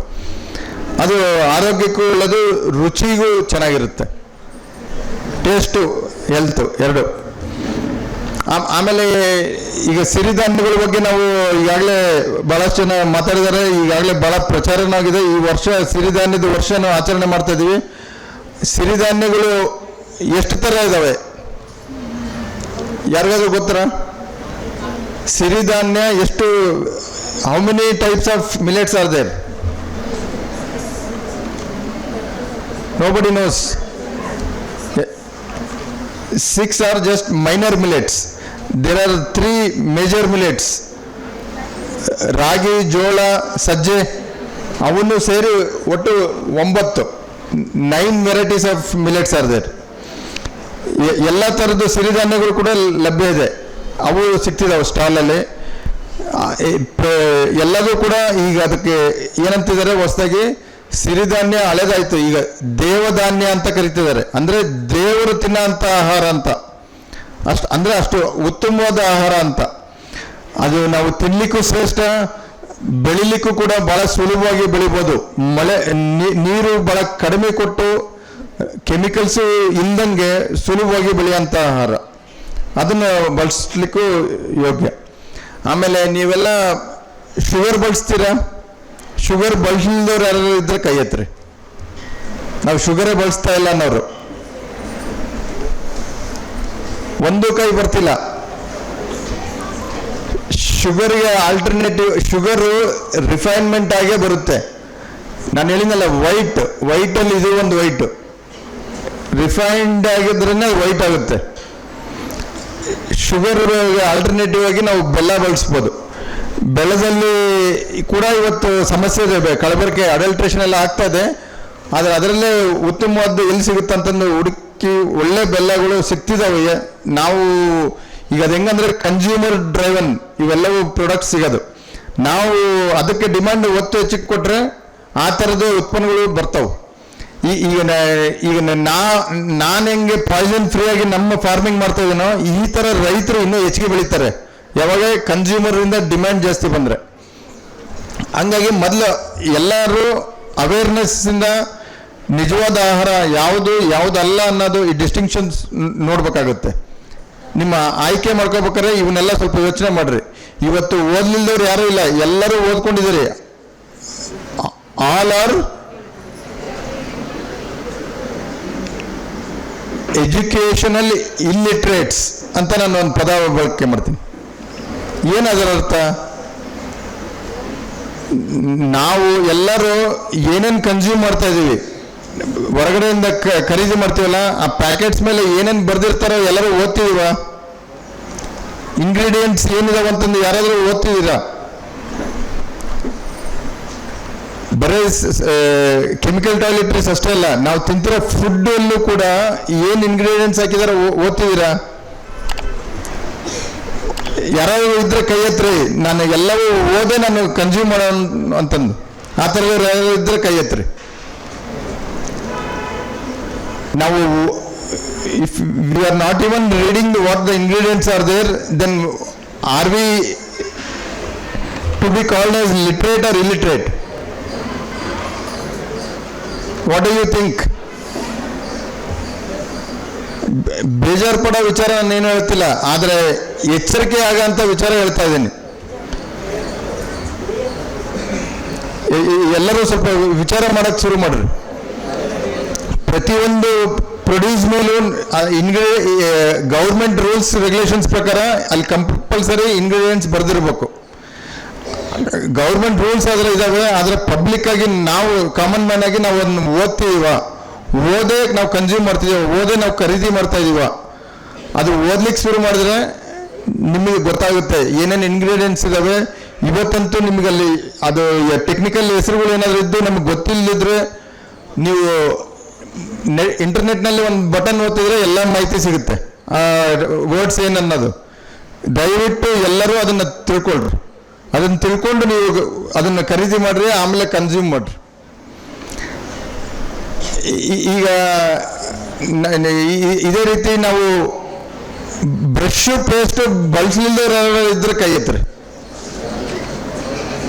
ಬ್ರಷ್ ಪೇಸ್ಟ್ ಉಪಯೋಗಿಸ್ಲಿಲ್ದಂಗೆ ಇದ್ದೀರಾ ಯಾರಾದರೂ? ನೋಡ್ರಿ, ಸ್ಟ್ರೇಟ್ ಫಾರ್ವರ್ಡ್ ಯಾರೂ ಇಲ್ಲ.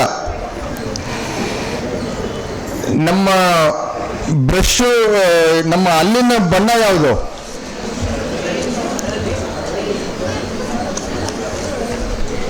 ಸಂಕೋಚ ಪಡಬೇಡ್ರಿ, ಏನು ಗೊತ್ತಿದೆ ಹೇಳ್ರಿ, ವಿಚಾರ ತಿಳಿತೀರವಾಗ. What is the colour of the teeth? ಬಿಳಿದು, ವೈಟ್ ಕಲರ್. ಈ ಶೇಡ ಅಥವಾ ಈ ಶೇಡ? ಯಾವ್ದು ಕರೆಕ್ಟಾಗಿ ಹೇಳ್ರಿ? ಅಡ್ವರ್ಟೈಸ್ಮೆಂಟ್ಸ್ ಎಲ್ಲ ನೋಡ್ತಿಲ್ಲ ಹಂಗಾರೆ ನೀವು. ಅಡ್ವರ್ಟೈಸ್ಮೆಂಟ್ಸ್ ನೋಡೋರಿಗೆಲ್ಲ ಇದೇ ವೈಟ್ ಅಂತ ತಿಳ್ಕೊಂಡಿದ್ದಾರೆ. whoever is watching advertisements in TVs or other medias, they think this is the color of the teeth, but actually it is not. The original color will be ivory white color. That is the original color of our teeth. ಆದರೆ ನಾವು T V advertisements ನೋಡಿ ನೋಡಿ ದಿನ ನಮ್ಮ condition ಏನಾಗ್ಬಿಡ್ತೀವಿ, ನಾವು ಇದೇ white, ಇದೇ ನಿಜ ಅಂತ ತಿಳ್ಕೊತೀವಿ. ಮಿರರ್ ಎದುರುಗಡೆಗೆ ನಿಂತು ನಾವು ದಿನ ಬ್ರಷ್ ಮಾಡೋದು, ಆ ಬಣ್ಣ ಈ ಶೇಡ್ ಬರೋದಿಲ್ಲ, ನಾವು ಬಿಡೋದಿಲ್ಲ. ಆಟೋಮೆಟಿಕ್ಕಾಗಿ ಏನಾಗುತ್ತೆ, ಜೋರಾಗಿ ಒತ್ತಿ ಬ್ರಷ್ ಮಾಡ್ಲಿಕ್ಕೆ ಶುರು ಮಾಡ್ತೀವಿ.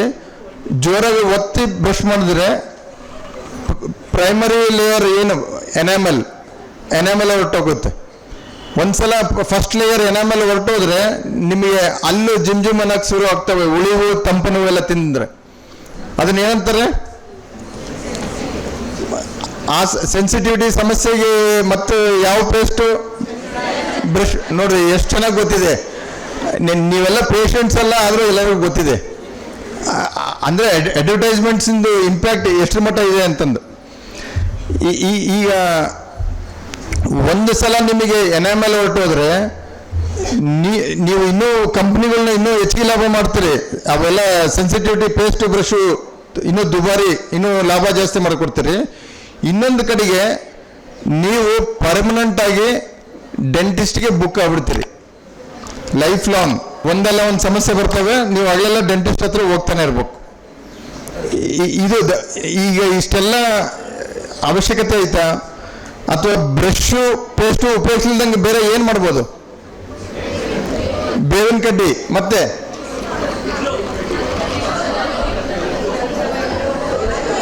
ಒಂಥರ ಕೋರಸ್ ಸೌಂಡ್ ಕೇಳಿಸ್ತಾ ಇದೆ, ಏನೋ ನನಗೆ ಸ್ಪಷ್ಟವಾಗಿ ಗೊತ್ತಾಗ್ತಿಲ್ಲ.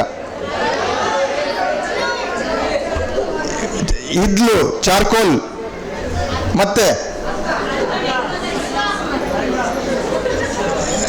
ಅದು ಇನ್ನೊಂದು ಸ್ಟಿಕ್ ಮತ್ತು ಮೆಸ್ವಾಕ್ ಅನ್ನೋದು, ನೀಮು ಅಥವಾ ಮೆಸ್ವಾಕು ಅಥವಾ ಬೇರೆ ಬೇರೆ ಸ್ಟಿಕ್ಸ್ ಇದಾವೆ. ಮತ್ತು ಇನ್ನೊಂದು ಮುಖ್ಯವಾಗಿ ನಾವು ನಮ್ಮ ಹಿರಿಯರು ಹಿಂದೆ ಎಲ್ಲ ಉಪಯೋಗಿಸ್ತಿದ್ರು,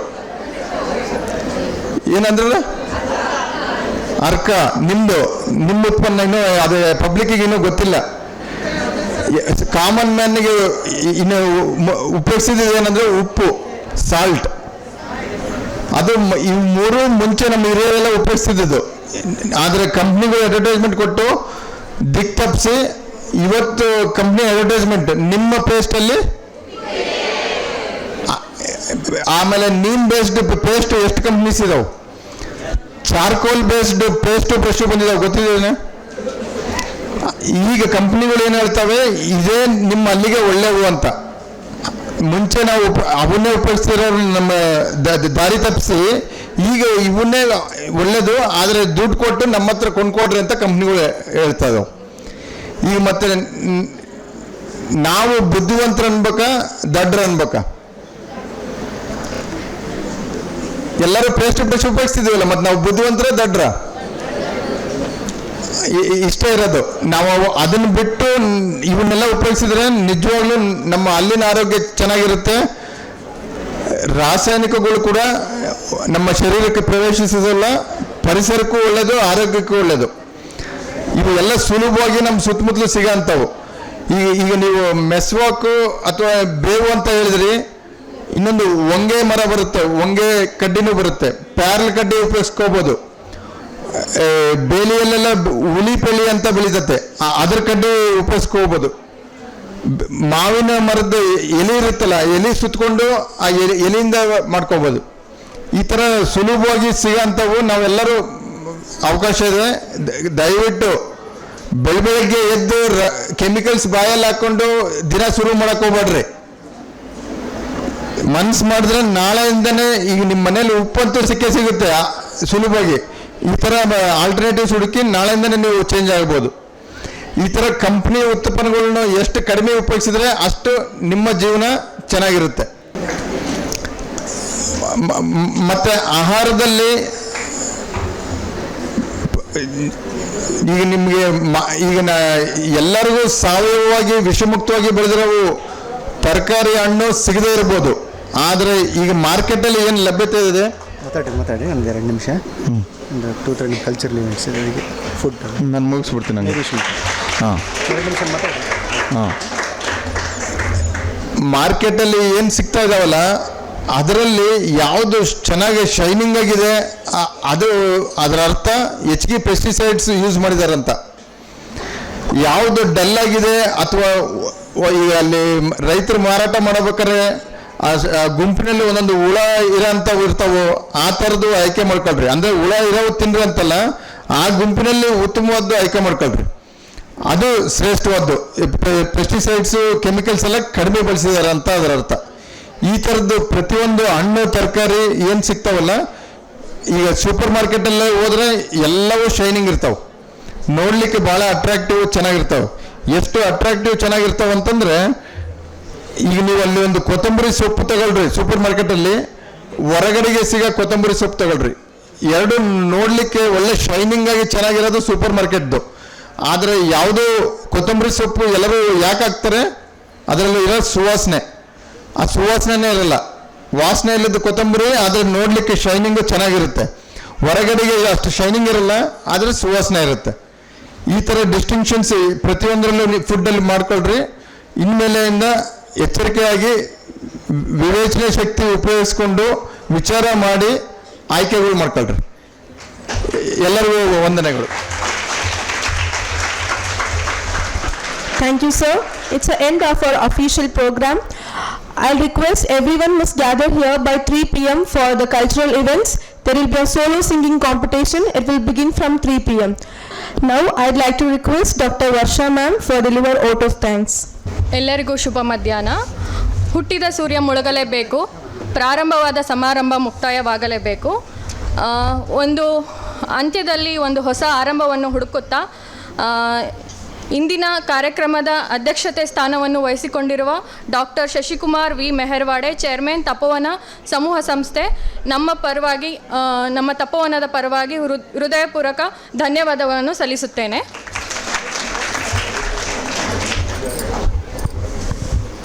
ಅದೇ ರೀತಿ ಮುಖ್ಯ ಅತಿಥಿಗಳ ಸ್ಥಾನವನ್ನು ವಹಿಸಿಕೊಂಡಿರುವ ಶ್ರೀಯುತ ವಿನಯ್ ಕುಮಾರ್ ಜಿಪಿ, ಸಂಸ್ಥಾಪಕರು ಹಾಗೂ ನಿರ್ದೇಶಕರು ಇನ್ಸೈಟ್ IAS ದಾವಣಗೆರೆ, ಇವರಿಗೂ ಕೂಡ ನಮ್ಮೆಲ್ಲರ ಪರವಾಗಿ ಹೃತ್ಪೂರ್ವಕ ಧನ್ಯವಾದಗಳನ್ನು ಸಲ್ಲಿಸುತ್ತೇನೆ.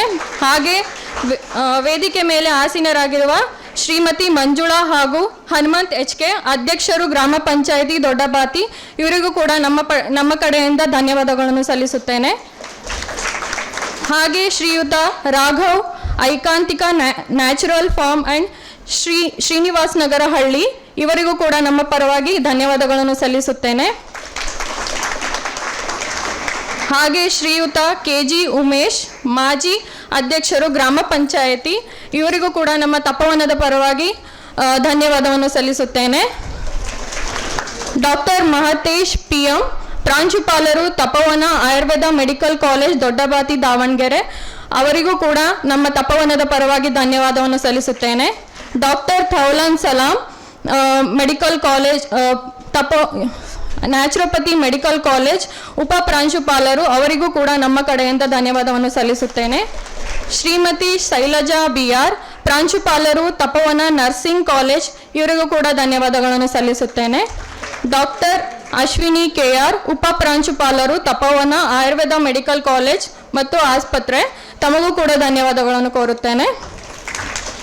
ನಮ್ಮ ಕಾಲೇಜಿನ ಆಡಳಿತ ಮಂಡಳಿ ಹಾಗೂ ಬೋಧಕಿಯರ ಹಾಗೂ ಆಸ್ಪತ್ರೆ ಸಿಬ್ಬಂದಿಗಳಿಗೆ ಈ ಕಾರ್ಯಕ್ರಮವನ್ನು ಯಶಸ್ವಿ ಆಗಿ ನಡೆಸಿಕೊಟ್ಟ ನನ್ನ ಅಚ್ಚುಮೆಚ್ಚಿನ ವಿದ್ಯಾರ್ಥಿಗಳಿಗೂ ತಮ್ಮೆಲ್ಲರಿಗೂ ನನ್ನ ಹೃತ್ಪೂರ್ವಕ ವಂದನೆಗಳನ್ನು ಸಲ್ಲಿಸುತ್ತಾ ನನ್ನ ವಂದನಾರ್ಪಣೆಯನ್ನು ಮುಗಿಸುತ್ತೇನೆ.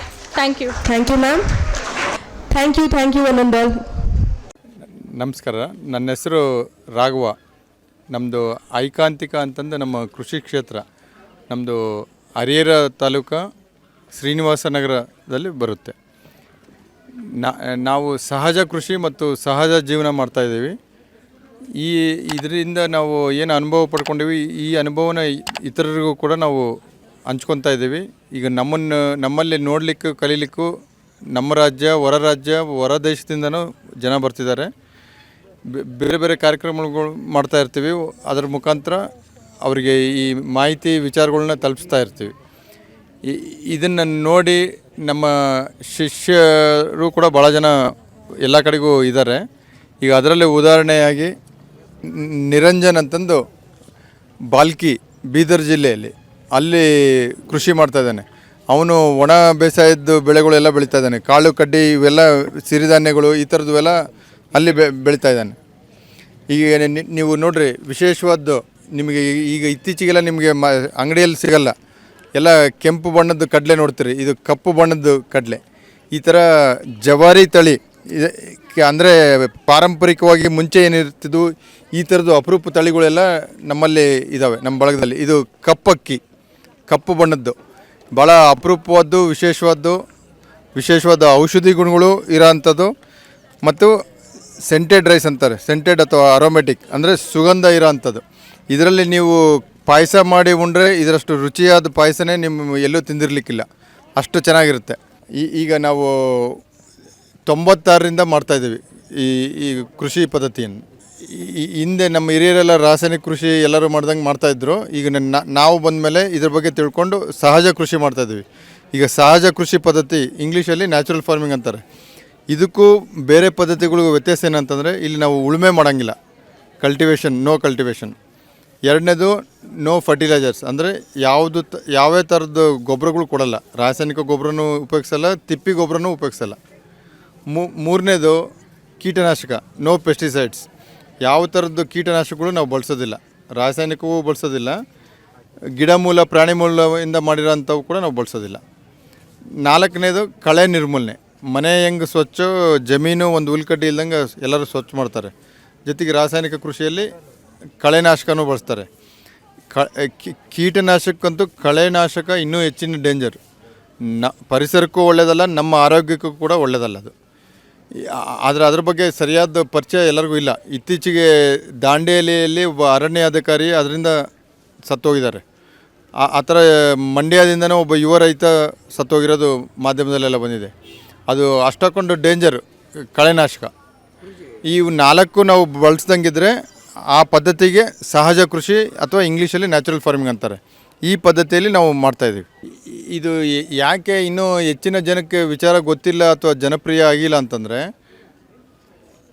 ಈ ಕೃಷಿ ಪ್ರಮೋಟ್ ಮಾಡೋದ್ರಿಂದ ಯಾರಿಗೂ ಲಾಭ ಆಗೋದಿಲ್ಲ. ಈಗ ರಾಸಾಯನಿಕ ಕೃಷಿಗಳು ಪ್ರಮೋಟ್ ಮಾಡಿದರೆ, ಅದನ್ನು ಎಲ್ಲರಿಗೂ ಮುಟ್ಟಿಸಿದರೆ ಅದರಿಂದ ಕಂಪ್ನಿಗಳಿಗೆ ಲಾಭ ಇದೆ.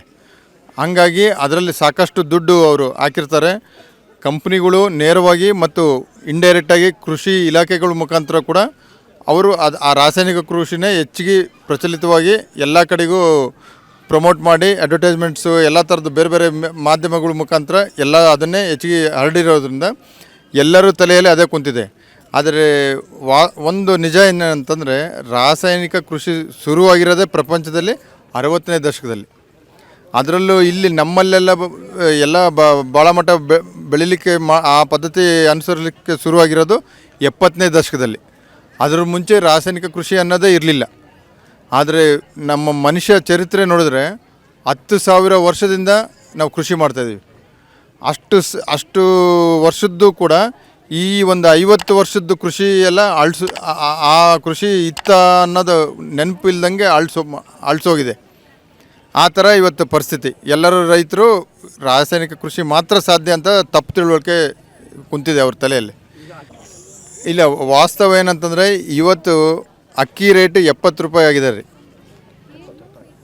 ನಿಮಗೆ ಒಳ್ಳೆ ಕ್ವಾಲಿಟಿ ಅಕ್ಕಿ ಮಾರ್ಕೆಟಲ್ಲಿ ನಿಮಗೆ ಬೇಕಂದರೆ 70 ರೂಪಾಯಿ ಅದರ ರೇಟ್. ಈಗ ನಾವು ಇಲ್ಲಿ 80 ರೂಪಾಯಿಗೆ ಅಕ್ಕಿ ಮಾಡಿ ಕೊಡ್ತಾಯಿದ್ದೀವಿ, ವಿಷಮುಕ್ತವಾಗಿ ಬೆಳೆದಿರೋದು KG ಅಕ್ಕಿ. ಆ ಥರ ವಿಷಮುಕ್ತವಾಗಿ ಬೆಳಿಲಿಕ್ಕೆ ಸಾಧ್ಯ ಅನ್ನೋದು ನಮ್ಮ ಅನುಭವನೂ ಸಾಕ್ಷಿ. ಆಮೇಲೆ ನಮ್ಮ ಐಕಾಂತಿಕ ಬಳಗದವರು ಎಲ್ಲೆಲ್ಲಿ ಇದನ್ನೆಲ್ಲ ಬೆಳೀತಾ ಇದ್ದಾರೋ ಅವ್ರನ್ನೆಲ್ಲ ನೋಡಿದ್ರೂ ಕೂಡ ನಿಮಗೆ ಗೊತ್ತಾಗುತ್ತೆ. ಸರ್ಕಾರ ಇದಕ್ಕೆ ಯಾಕೆ ಎಂಟ್ರಿ ಆಗಿಲ್ಲ ಅಂದರೆ, ಸರ್ಕಾರವನ್ನು ನಿಯಂತ್ರಣೆ ಮಾಡೋದು ಅವ್ರನ್ನ ನಡೆಸ್ತಿರೋದು ಕಂಪ್ನಿಗಳು. ಇವತ್ತು ಅದು ವಾಸ್ತವ. ಹಂಗಾಗಿ ಕಂಪ್ನಿಗಳು ಇರೋದು ಅವ್ರ ಲಾಭಕ್ಕಾಗಿ. ಹಂಗಾಗಿ ಕೃಷಿ ಒಳಸುರುಳಿಗಳು ಕಂಪ್ನಿಗಳು ಏನಿದಾವಲ್ಲ, ಅವು ಎಲ್ಲವೂ ಕೂಡ ರಾಸಾಯನಿಕ ಕಂಪ್ನಿಗಳು.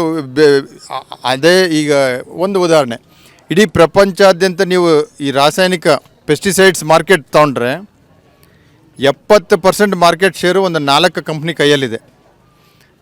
ಅವು ಭಾಳ ದೊಡ್ಡ ಕಂಪ್ನಿಗಳು. ಅವೇ 4 ಕಂಪ್ನಿಗಳು ಬೀಜದ ರಂಗದಲ್ಲೂ ಅವರೇ ಇದ್ದಾರೆ.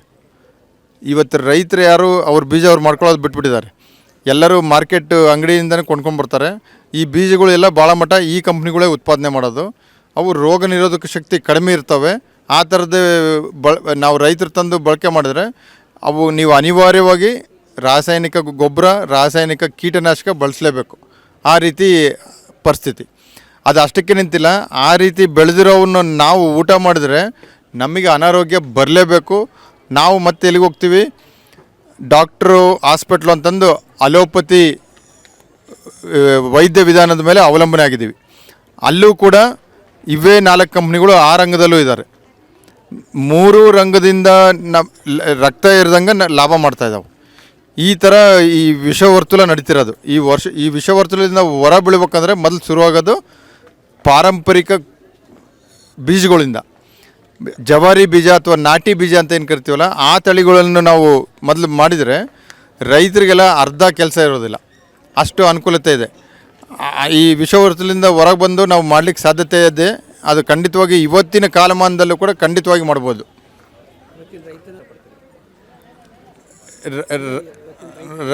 ರೈತರೆಲ್ಲ ಕಂಪ್ನಿಗಳ ಉತ್ಪಾದನೆಗಳು, ಒಳಸುರುಳಿಗಳು ಏನಿದ್ದಾವೆ ಅವನ್ನೆಲ್ಲ ಉಪಯೋಗಿಸೋದು ನಾವು ಕಡಿಮೆ ಮಾಡ್ಕೊತಾ ಹೋದರೆ ನಾವು ನಿಜವಾಗ್ಲೂ ಉದ್ಧಾರ ಆಗ್ಲಿಕ್ಕೆ ಸಾಧ್ಯ.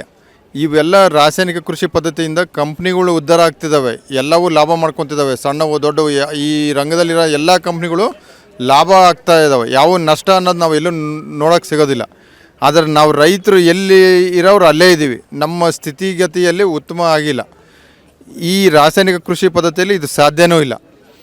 ಈಗ ಟೆಂಪ್ರರಿಯಾಗಿ ಸದ್ಯ ಏನೋ ಒಂದು ಲಾಭ ಬಂತು, ಒಂದು ರೇಟ್ ಬಂತು ಅಂತಂದು ನಂಗೆ ಏನೋ ಚೆನ್ನಾಗಂತ ಅನಿಸ್ತತೆ. ಆದರೆ ಲಾಂಗ್ ರನ್ನಲ್ಲಿ, ದೂರ ಪ್ರಯಾಣದಲ್ಲಿ ಖಂಡಿತವಾಗಿ ಇದರಲ್ಲಿ ಲಾಭ ಅನ್ನೋದು ಯಾರಿಗೂ ಇಲ್ಲ. ರಾಸಾಯನಿಕ ಕೃಷಿಯಲ್ಲಿ ನಾವು ನಿಜವಾಗ್ಲೂ ನಾವು ಉದ್ಧಾರ ಆಗಬೇಕು, ನಮಗೆ ಲಾಭ ಆಗಬೇಕು, ಅನುಕೂಲ ಆಗಬೇಕು ಅಂತಂದರೆ ಅದು ವಿಷಮುಕ್ತ ಕೃಷಿಯಿಂದ ಮಾತ್ರ ಸಾಧ್ಯ. ಅದರಲ್ಲೂ ನೀವು ಸಾವಯವ ಕೃಷಿನೂ ಇದೆ, ಅದೇ ಥರ ನಮ್ಮದು ಸಹಜ ಕೃಷಿ ಇದೆ. ಸಹಜ ಕೃಷಿಯಲ್ಲಿ ನಾವು ಇವು 4 ಕೆಲಸ ಮಾಡೋಲ್ಲ ಅಂತ ಹೇಳಿದ್ವಿ. ನೀವು ಯಾವುದೇ ಪದ್ಧತಿ ಮಾಡಿದ್ರಿ, ಯಾವುದೇ ಬೆಳೆಗಳು ಬೆಳೀರಿ, ನಿಮಗೆ ಇವು 4 ಹೆಚ್ಚಿನ ಕೆಲಸ, ನಿಮಗೆ ರೈತರಿಗೆ ಏನಪ್ಪ ಅಂದ್ರೆ ಕೆಲಸ ಮಾಡೋದು ಇವು 4. ನಾವು ಇವು 4 ಮಾಡೋದಿಲ್ಲ. ಇನ್ನು ನಮಗೆ ಮೇಜರ್ ನಮ್ಮದು ಮುಖ್ಯವಾದ ಕೆಲಸ ಏನಂತಂದರೆ ಕೊಯ್ಲು ಮಾಡೋದೇ ಮುಖ್ಯವಾದ ಕೆಲಸ. ಕೊಯ್ಲು ಸುತ್ತಲೂ ನಮ್ಮ ಕೆಲಸ ನಡೀತಾ ಇರುತ್ತೆ. ಹಂಗಾಗಿ ನಿಜವಾಗ್ಲೂ ನಮಗೆ ಅನುಕೂಲ ರೈತರಿಗೆ ಇರೋದು, ನಾವು ಉದ್ಧಾರ ಆಗ್ಬೇಕಂತಂದರೆ ಎಲ್ಲರೂ ಖಂಡಿತವಾಗಿ ಸಹಜ ಕೃಷಿನ ಅವಲಂಬನೆ ಮಾಡಿರಿ. ಅದನ್ನ ಬಗ್ಗೆ ಸುಲಭವಾಗಿ ಕಲಿಬೋದು. ಅದನ್ನು ಒಂದು ಸಲ ನಿಮಗೆ ಅರ್ಥ ಆಯ್ತಂದರೆ ಮಾಡಲಿಕ್ಕೆ ಭಾಳ ಸುಲಭ, ಎಲ್ಲದಕ್ಕಂತೂ ಸರಳ.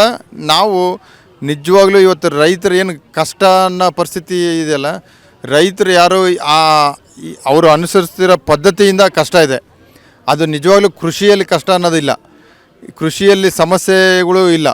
ಕೃಷಿಯಲ್ಲಿ ನಿಜವಾಗ್ಲೂ ನಾವು ಖುಷಿಯಿಂದ ಸಂತೋಷವಾಗಿ, ಬೇರೆ ರಂಗದಲ್ಲಿರೋ ಎಲ್ಲ ಜನಕ್ಕಂತೂ ನಾವು ಅನುಕೂಲವಾಗಿ ಖುಷಿಯಾಗಿ ಸುಖ ಸಂತೋಷ ನೆಮ್ಮದಿಯಿಂದ ಜೀವನ ಮಾಡಲಿಕ್ಕೆ ಸಾಧ್ಯ ಆಗೋದು ಕೃಷಿಕರಿಗೆ ಮಾತ್ರ ಸಾಧ್ಯ.